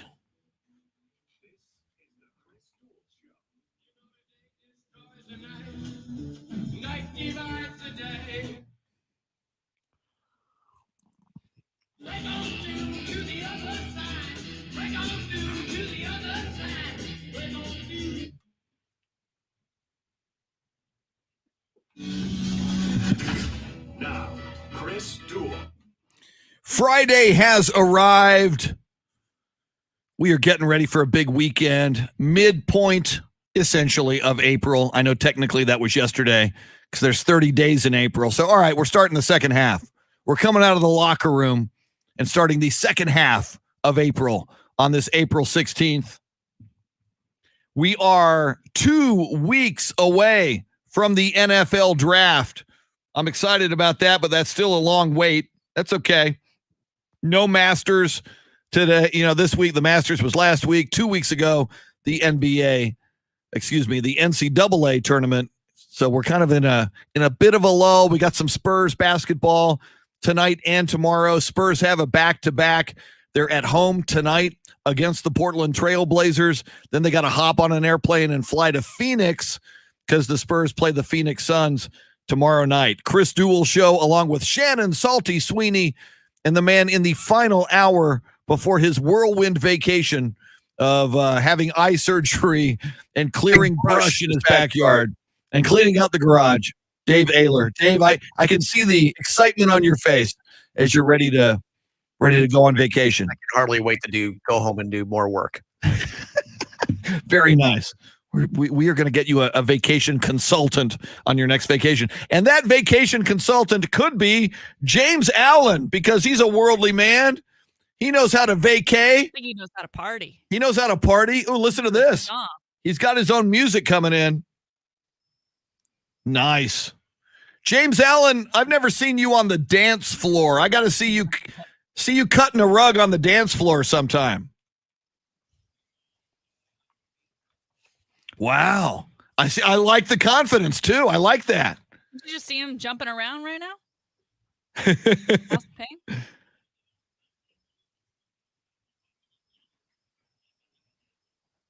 Nice. And when you do dance and do the head bob, James, do you bite the lower lip? Do you do that white guy bite the lower lip thing as you groove and move?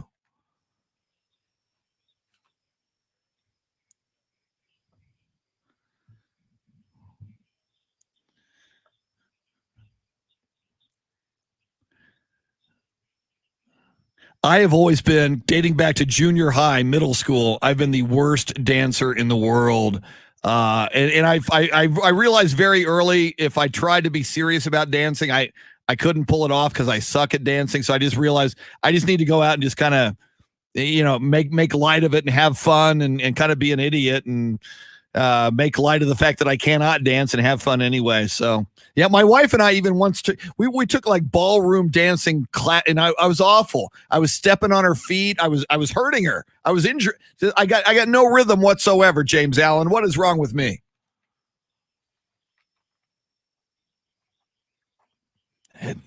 Six.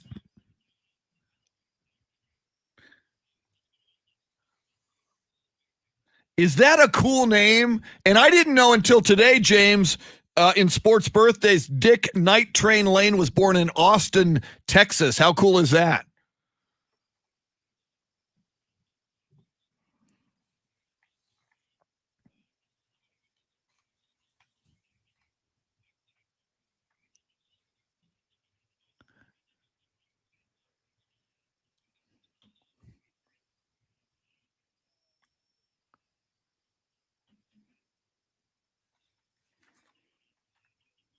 Hall of Fame were Willie Roaf and Derek Brooks also. Just anyway, have to give my Hall of Fame dues.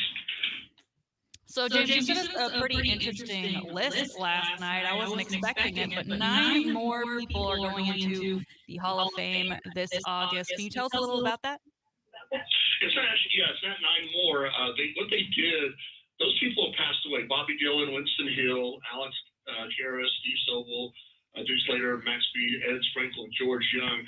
What the Hall of Fame decided to do is kind of like, and we've got this with Ken Stabler when we put him in, is it's such a big class coming up, and with the 2020 was a anniversary class, so all these people have passed away. Well, we're trying to limit them to 6 minutes, and Peyton Manning's telling everybody if he can do 6 minutes, they can do 6-minute speeches. We have so many people, but we thought, when you pass away, all the families and grandkids, some people have married a couple times, so what we did is we took those people aside, and we're having a special Hall of Fame thing for them so they could have more time, putting the bust up and do a lot of things hands-on. It's the first time we've done that. So, and the families have been extremely appreciative because can you imagine, let's say, Shannon, you're going into the Hall of Fame, and I'm talking 30, 40 years from now, do you pick your kids, do you pick your grandkids, your whatever, your lovers, your ex,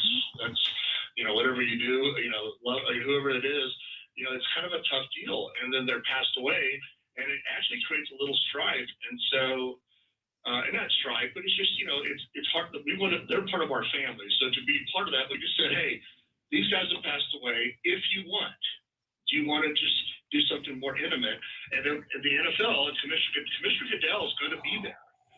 And they're going to put it on the NFL Network. So it's not like a cheaper version. They actually highlighted deals. So I'm excited for that class. And there's some great stories coming out of there. I know that Chris Duel is a huge fan of the same family as I am. Yeah. They're both in the Hall of Fame.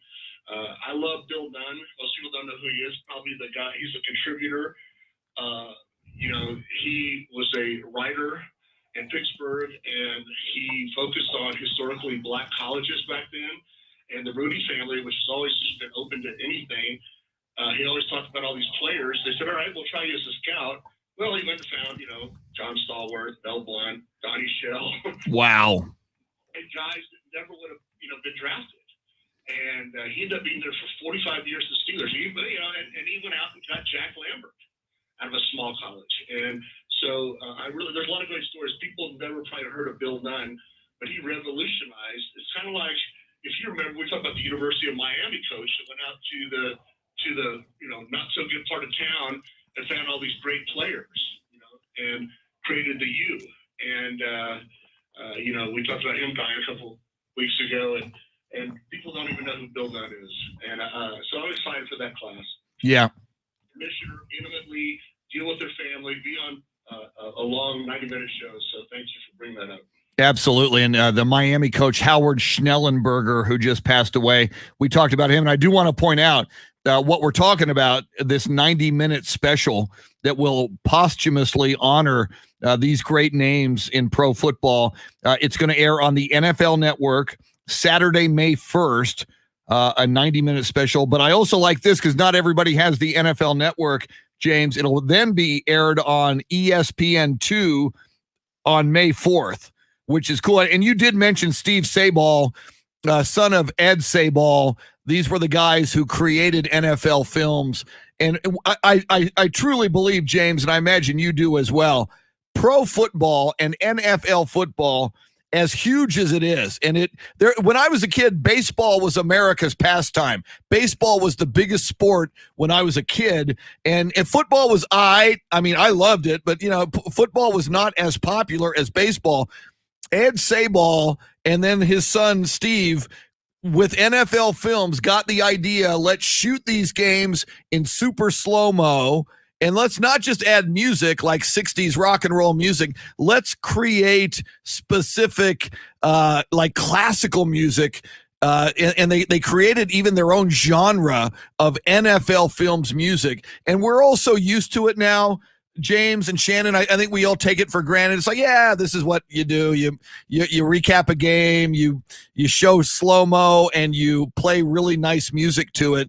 They were the first. If you look at sports highlights before NFL Films, it was an announcer like this. Bart Starr goes back to pass. He's looking for Boyd. That's what they would do. That would be the replay. And NFL Films turned it into art. I mean, it was like a ballet with music, only it was football, the most violent game on the face of this earth. I cannot give enough props and appreciation and thanks to Ed and Steve Sabol. So I love, James, that you guys are honoring Steve in this induction. I don't make it all about them, but they revolutionized stuff that even the NFL said, can we buy all your properties and make y'all part of the stuff and help us do stuff. I mean, they had these little microphones that they helped put together just so they could get sound there, stuff that people never heard of. And later on, ABC and everybody else, everything they did, they were 15, 20 years ahead of everybody. And like you said, the announcer sounded just like that. And then, the famous announcer, welcome to Lambeau Field. All the music. Yeah, John Facenda. They got him out of Philadelphia. John Facenda. Yeah. Even Howard Cosell, who was brilliant guy, phenomenal thing, said he got his pacing. He loved NFL Films, and he, if you remember that Dunn and Howard, Cosell would do his little. Oh yeah. So those things. That's what excited me when I was a young man.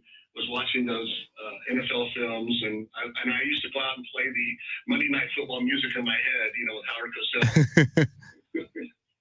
So anyway, yes, thank you for bringing up you and Shannon for bringing up the Hall of Fame stuff going on. It's real exciting. So I think people would like the pageantry.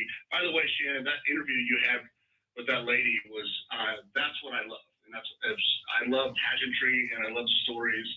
That was an amazing story. I should listen to that interview 2 or 3 times. Oh, Charlie? And, yes, that was amazing. I take credit for it, but I had nothing to do with it. Well, it was a great interview, and so people want to tune in May 4th if you don't have NFL Network on ESPN2 and watch, learn about guys and this and watch all the film, and it's football, and you want to pageantry and learn the depths of some of these great players. It would be awesome. Well, James, I want to get your thoughts on Aldon Smith, because as we know, the Cowboys decided not to re-sign him, and he has now signed a 1-year deal with the Seahawks. Of course, another team in the same hemisphere as the Cowboys. So it's Russell's going there. I don't know if it's the best landing spot. It seems there's some turmoil in Seattle, but your thoughts on him landing there, and if you think it's a good fit for a guy like him.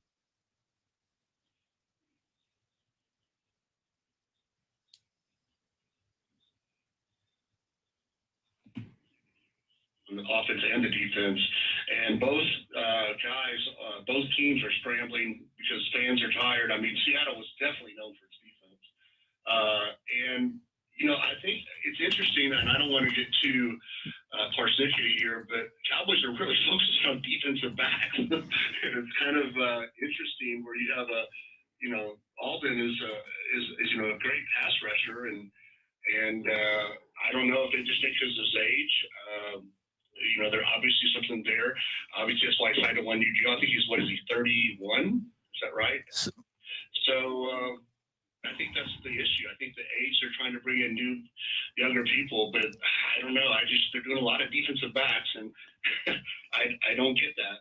As we saw, as I mentioned, Super Bowl prediction, a couple of years ago with the 49ers when I was there, should have beat the Chiefs with their line, and we saw what a line can do to the Chiefs.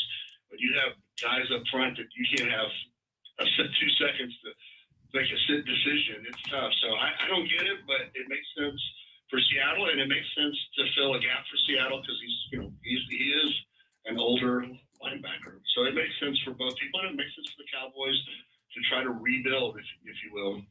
Yeah, but my head scratcher with Aldon Smith was he was one of the few standouts. He had some big plays in a few games, and in a year where the Cowboy defense was historically bad, I thought he was one of the bright spots. But I guess the Cowboys are going to do what they're going to do, especially with the new defensive coordinator in Dan Quinn. We're talking football at the moment with James Allen from the Pro Football Hall of Fame. James, Shannon and I earlier in the week, and a lot of people talked about this, you had an NFL player retire, And the immediate question was, is he worthy of the Pro Football Hall of Fame? And I'm talking about Julian Edelman, who, if you look at his overall numbers, you go, not really. But then you go a little deeper in the postseason.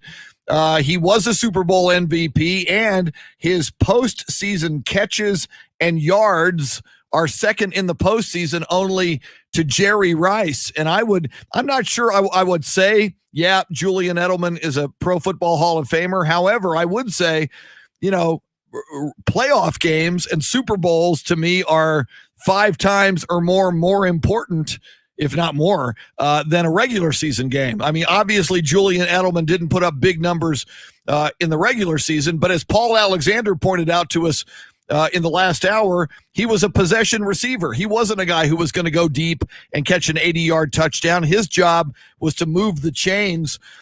When you look at a Julian Edelman, how do you think Hall of Fame voters will view him? Do you think he has any shot down the line? Down the line is a good point. And I agree with. I wasn't listening with Paul. That Tom Brady looked. Tom Brady looked for Edelman. If it was 3rd and 8 or 9, he focused on him. And most people don't know Julian Edelman playing in the slot would go over the middle and take the big hit. He would. He was known for that, and and he would go do that first. They would dare you to come across the middle, and obviously he would look at Gronk and stuff like that. But yeah, from as far as a clutch thing, but sometimes the Hall of Fame's about that. It's also about stats and how many Pro Bowls and how did you compete against your peers? How many Pro Bowls did you get put into our first or second team? It really even beyond stats. And I know people get frustrated with that, but beyond stats. How did you stack up against people at your time? Like Jim Brown, he played, 8 years? But they say he's the greatest. If you watch his footage, he would just pull people over. Yeah. It was a man amongst boys. So, it's like Calvin Johnson. Got frustrated with the Lions. You couldn't guard him, but because he was that. So the question really comes down to amongst your peers playing at the time, he played 12 years. How did he compare? Was he in a lot of Pro Bowls or everything else beyond the stats? It's a tough call. I think he may have a shot at the maybe the 20-25-year situation, down the way. But look at our buddy Drew Pearson. Yeah. If you really want to compare apples and apples, Drew Pearson in a league that never threw the ball. Look at his stats, and look how long it took him to get in. It took Lynn Swann 14 years. So how many Super Bowls did he win? So the Hall of Fame is very. No offense to the basketball and baseball, and they've even told us it's very stingy because you have so many players at so many positions with very few openings. So it's going to be a tough road. Now, James, I know you are a loyal Chris Duel Show fan. You listen live every single day. You even go back and listen to the podcast because it's better the second time around. You get things you may have missed before. So I'm sure you're aware that both Chris and I currently have different profile pictures on our Twitter pages because we lost a bet to our friend Tanner Carlson. Mine just so happens to be me in Aggie gear. I've got 30 minutes until I can change it back to my original Hook'em profile picture that I've had for years. In fact, I had to go reteach myself how to even change the profile picture. So I just want to know, because we know you're not really on social media, have you set up an account so you could at least go see this almost once in a lifetime opportunity that I hope never happens again? Last week, we're having a lot of NFL, a lot of meetings, and I was inundated. I am literally going to go to Twitter as soon as we get off this thing and see that picture. It goes away at 9:00, so you've got 8:52. 8:52. You've got to go at Shannon B. Sweeney on Twitter to see her in full and with the thumb and the full Gig'em Aggie props. It's pretty amazing. Way to go! I pay my bet. I almost did. I lost some followers, sir. I told you, one of my favorite pictures is one of the best UT athletes, although it's not celebrated. San Antonio's own Josh Davis, multi-Olympian, multi-medal winner, and our kids happen to be swimming together. And I put a picture of UT and he picture of Lookham Horns, and he put a Aggies, and we posted everywhere, and we survived that, Shannon. It's hurting more than it would hurt you. Is all I'm saying. It's been a long week. Well, I'm an old man, so it takes a while. Well, finally, James, we want to ask you, speaking of Hall of Fames, and it's a different Hall of Fame.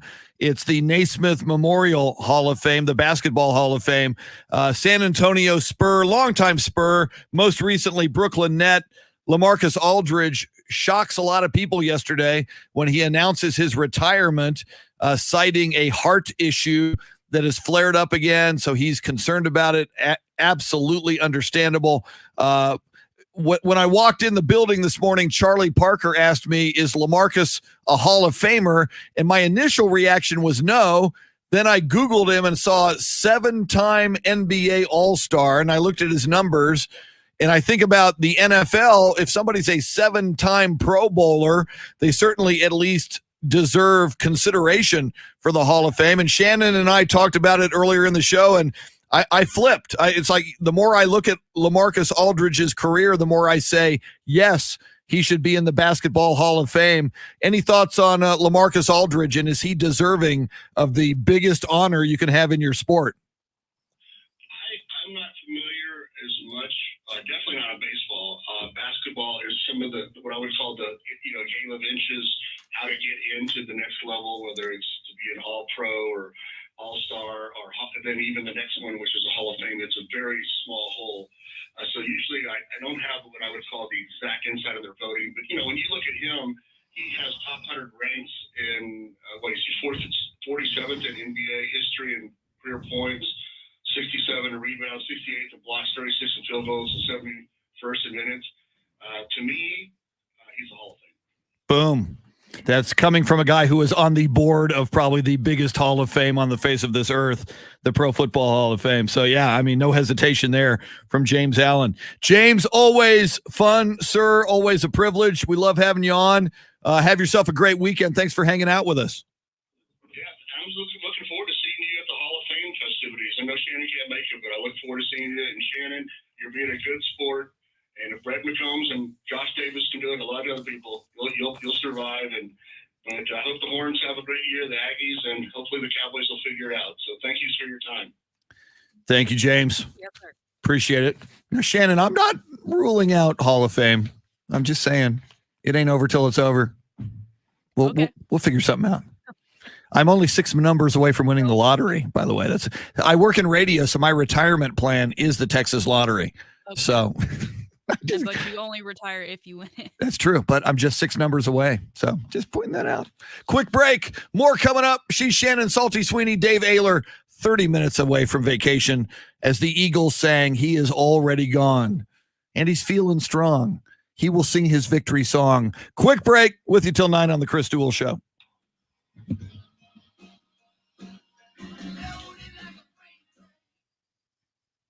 All right.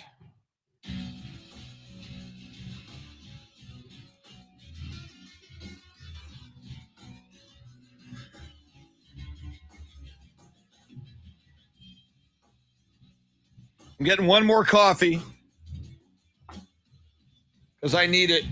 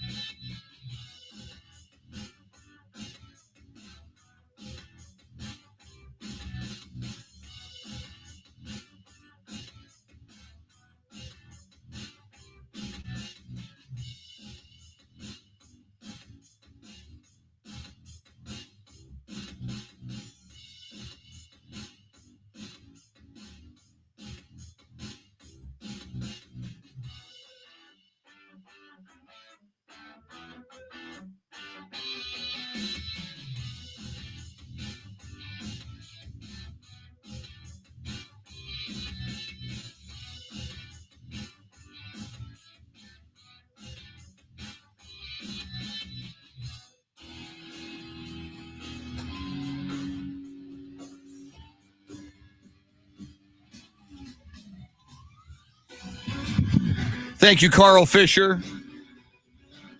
So we may be able to say that ours is the very first radio show your daughter ever listened to. So when she's 15, reminder of that. She goes, I listened to that. Dad.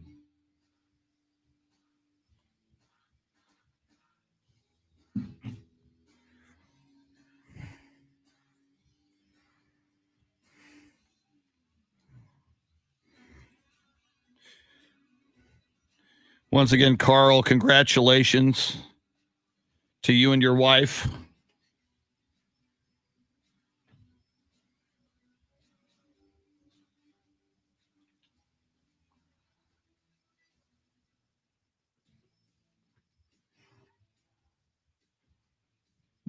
Yeah, you guys on Facebook can't see it, but somebody from Twitch, a spammer, Oso Moriai 199737. Want to become famous? Buy followers and viewers. Bigfollows.com. Yeah, great. We can buy our followers and viewers on Twitch.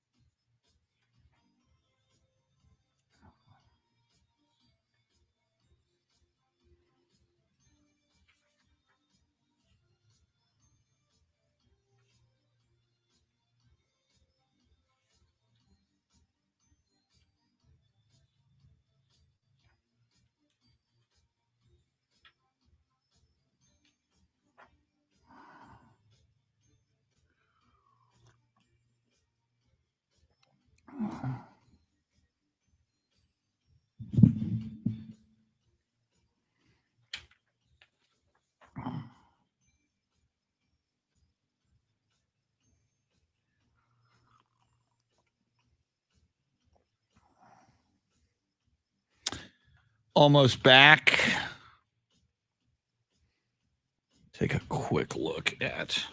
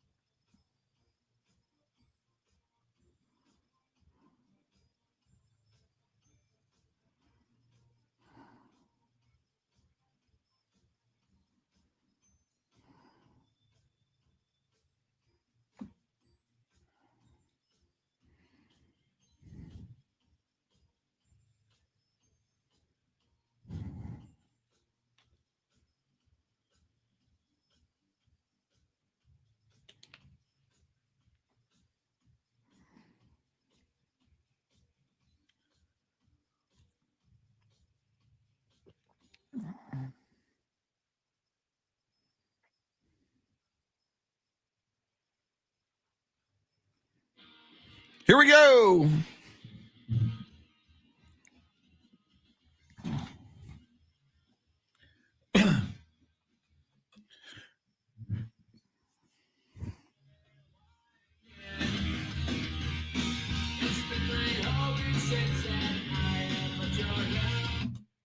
Chris Duel Show with Shannon Salty Sweeney. Dave Ayler spinning the tunes. He's your soundscape stylist. Dave, I rely on you and Shannon to hippen me up. I know this one. Because if it ain't Beatles, if it ain't classic 60s or 70s rock, I don't know. What do you know, Shannon? What is this? I think it's Holiday by Green Day. Welcome to Paradise by Green Day. Boom! But this is where they go on holiday. No? Maybe. I don't know about that. I think it's coming. They must, because Dave Ayler's on holiday. Which will be Paradise. Oh, I got Green Day.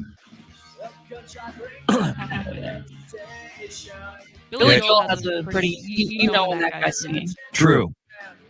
But yeah, now that you say Green Day. What is his name? Billy Joe? Billy Joe. Yeah. Joe. Oh, Joel. Oh, Billy Joel's But different. you were right. Billy Joel's a bald guy. Well, he didn't used to be a bald guy, but you were right. You said you know it's Billy Joel when he sings, which does apply to Billy Joel. I know him as a bald guy, though. Man, he was in the 70s. He's 28.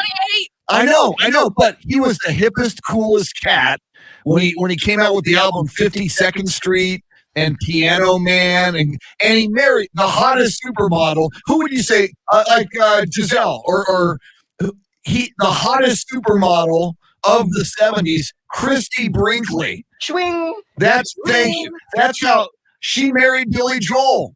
Their daughter Alexa, and don't say that if you've got a smart device in your house.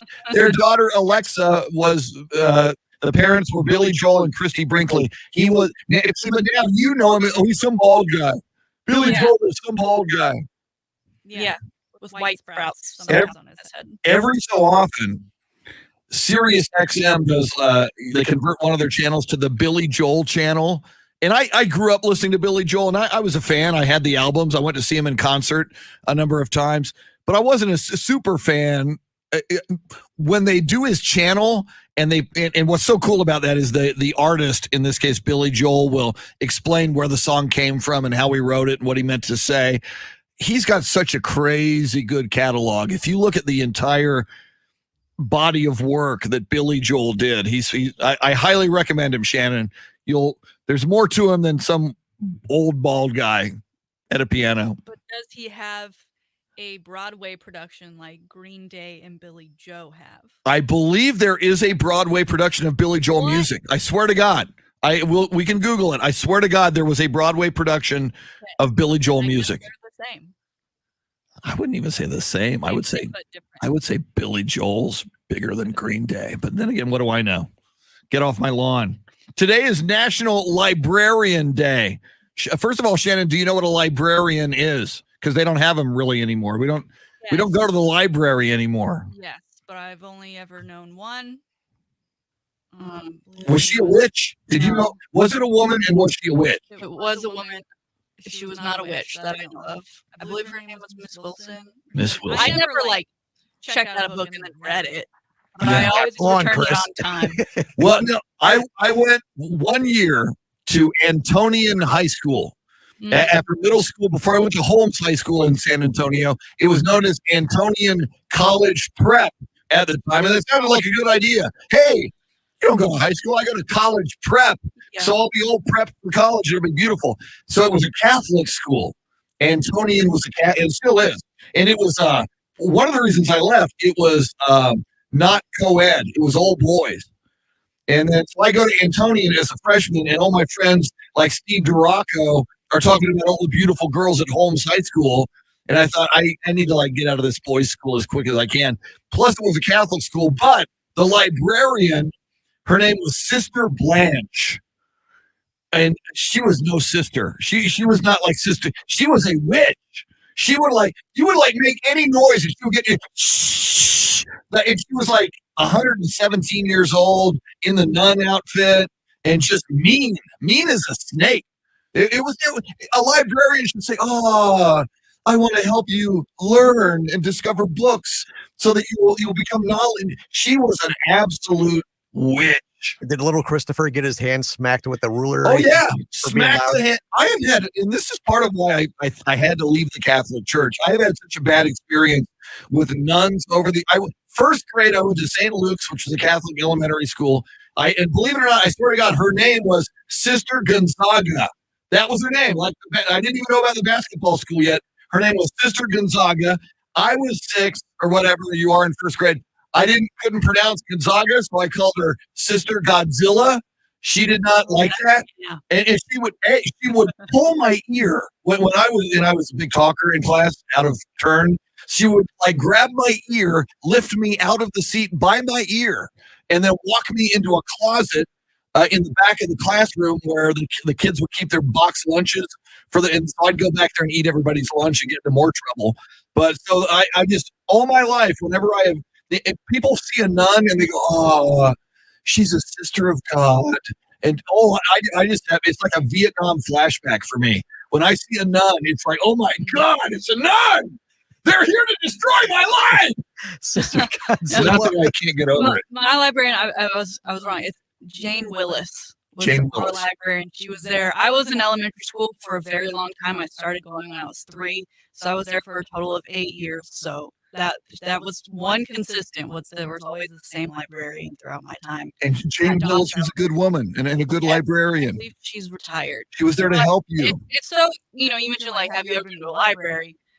In college movies based on colleges, the library always plays like this central setting for everyone. And I maybe stepped foot in a UT library 3 times because every book is online now. And through your student ID, you can get it online. Wow. So, and when you do it online, whatever you're researching, you can use the search function and then immediately you don't have to read the whole book. You just find the mentions that you're looking for and pull those for your papers. And that made college so much easier. I couldn't imagine having to go through and then read a whole book. And then what if that book isn't even helpful? Oh my God. Yeah, exactly. Olden days. Did they have, when you were in high school, did they have Cliff Notes on books? Spark Notes. I'm a big fan. Okay. Yeah. They were called Cliff. When I discovered those as a kid in high school, like, I don't have to read a book Cliff again. Notes and Quizlet, which if you're ever having multiple choice, and that's for all subjects because most teachers, I feel like, end up copying previous quizzes and tests anyway. So, nice. So you can find the exact ones on there. Yeah. Once I found Cliff Notes, it's like, you want me to read the Scarlet Letter? I don't think so, Nathaniel Hawthorne. Work smarter, not harder. Exactly. If the minimum wasn't good enough, it wouldn't be the minimum. Pete Rose is starting a gambling site. What a shocker. Pete Rose for $89 a month. Took him long enough. Exactly. Pete will give you his picks if you join his website for $89 a month. And he says, I'm picking games, but I'm not gambling. Do we want his picks? It's a good question. Do we trust him? I mean, this almost seems to me like maybe the FanDuels and DraftKings of the world were like not willing to work with him. So it was like, I'll do it myself. It is kind of, I mean, do what you know best. And Pete is known for gambling. So it is kind of interesting. It would be interesting to see if he was good at it. I wonder how much of like what he'll focus on, or if he's just going to do every single game for every day. And I really want to see his win percentage now. We're going to keep an eye on that. I'm reading the story, and thank you, Dave Ayler, for the story. What am I going to do for the next 6 shows? No show prep. We're just going to start the show like, what are you guys going to talk about? I don't know. Nothing. I don't have any show prep. Dave Ayler's on vacation, getting eye surgery and clearing brush. Maybe Sister Godzilla can help you. We'd be laughing about that the rest of the day. Yeah, Sister Godzilla was like, and Sister Blanche was 117 back in 1975. So she's probably no longer with us. So I apologize. Well, if she's a witch. She just might be. Ooh, you're right. That was the meanest nun ever. It's like, I'm not going. I didn't want to go to the library. I'm not going up there. That mean Sister Blanche is up there. To hell with that. I'll just cheat on the test. So I don't have to meet that witch. Anyway, I didn't last long in Catholic school. Twice, 1 year, and I was out. 1 year at St. Luke's. I said, Mom, Sister Godzilla was pulling my ear and locking me in the closet in my hand with a ruler. Can I go to public school? Yeah. The way you talk about it sounds like you were there for an eternity, though. It will no, you said this earlier. Sometimes, like dead air on the radio can be just a few seconds, but it feels like an eternity. My experience, Catholic school with a mean nun seems like an eternity. Thank you. I guess we won't have any Catholic school advertisers on the show for a while. Hey, everybody, it's Chris and Shannon for St. Matthew's Catholic School. Get your children the ultimate education and meet the librarian, Sister Blanche, who will whack your kids on the knuckle with a yardstick. My church is St. Matthew's, but it's Episcopal. Ah, okay. That's Catholic light. Catholic life. I think my mom's church is. My mom to this day is a very devout Catholic, so she's very worried about me as a fallen Catholic. She prays for me every day. So we'll work on it. Thank you. All right. So that was a weird segment so far. What else did we get into that? I haven't? Well, it was National Librarian Day, Librarian and Day. there it is. And I, Well, and I everyone who is in school or even not in school, because I know some places are still virtual. You just send some love to your librarian. yeah, it's got to suck to be a librarian these days, especially during the We just wait pandemic. all day for people to come in, right? And no one's coming in and touching. Nobody's the book. coming. Nobody's That's- coming. That's the super spreader event, the Scholastic Book Fair. Yes. All those little children going in and putting their hands all over the books. Ugh, and kids have the most germs too. Exactly. Forget the Super Bowl. Forget the Olympics. Yeah. It's the Scholastic Book Fair. Scholastic Book Fair. A California-based restaurant chain called Farmer Boys is offering customers free burgers for a year if they get a hamburger tattoo bearing the restaurant's name. Only a year? For Yeah, something that's exactly. gonna last a lifetime? I want lifetime burgers. What But if you you- went and got a really good looking henna that they did the lick their thumb to try and like rub it off? It still wouldn't rub off. That's a good question. Them Yeah, a tattoo is permanent, seats. and Farmer's Boys is only giving us burgers for a year if we get a tattoo. And I've never heard of this farmer's boy. What if it shutters before the year is done? Good point. And I lived in California, and I have not heard of Farmer's You Boys. get one burger out of the deal. Now you've got a burger tattoo with their logo on it. They're in West Hollywood, California, and they are partnering with Rock and Ink Tattoo out of Las Vegas for the tattoo design. So there.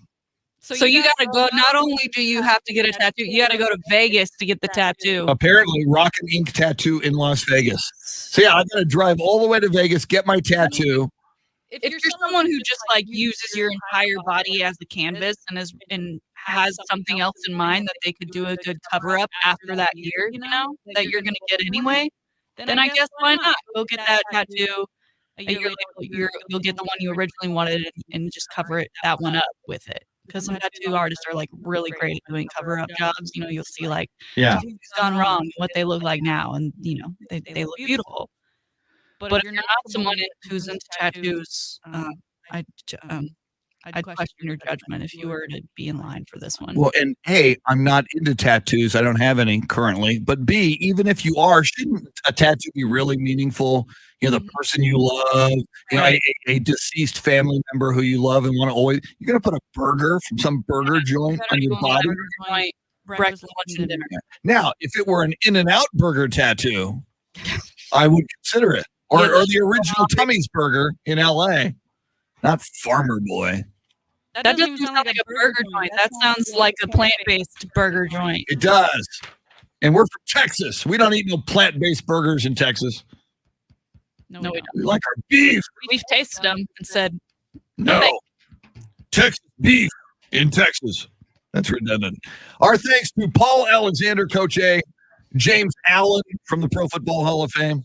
A happy vacation to Dave Ayler, eye surgery and chores. Thanks, Chris. Sounds exciting. Looking forward to it. Shannon, have a great weekend. changing my profile picture right now. Oh, God, I'm going to do it too. We will see. My profile changes in 3, 2, 1. Have a great weekend. We'll see you on Monday. Thanks for hanging. See ya. Woo! Change that profile pic.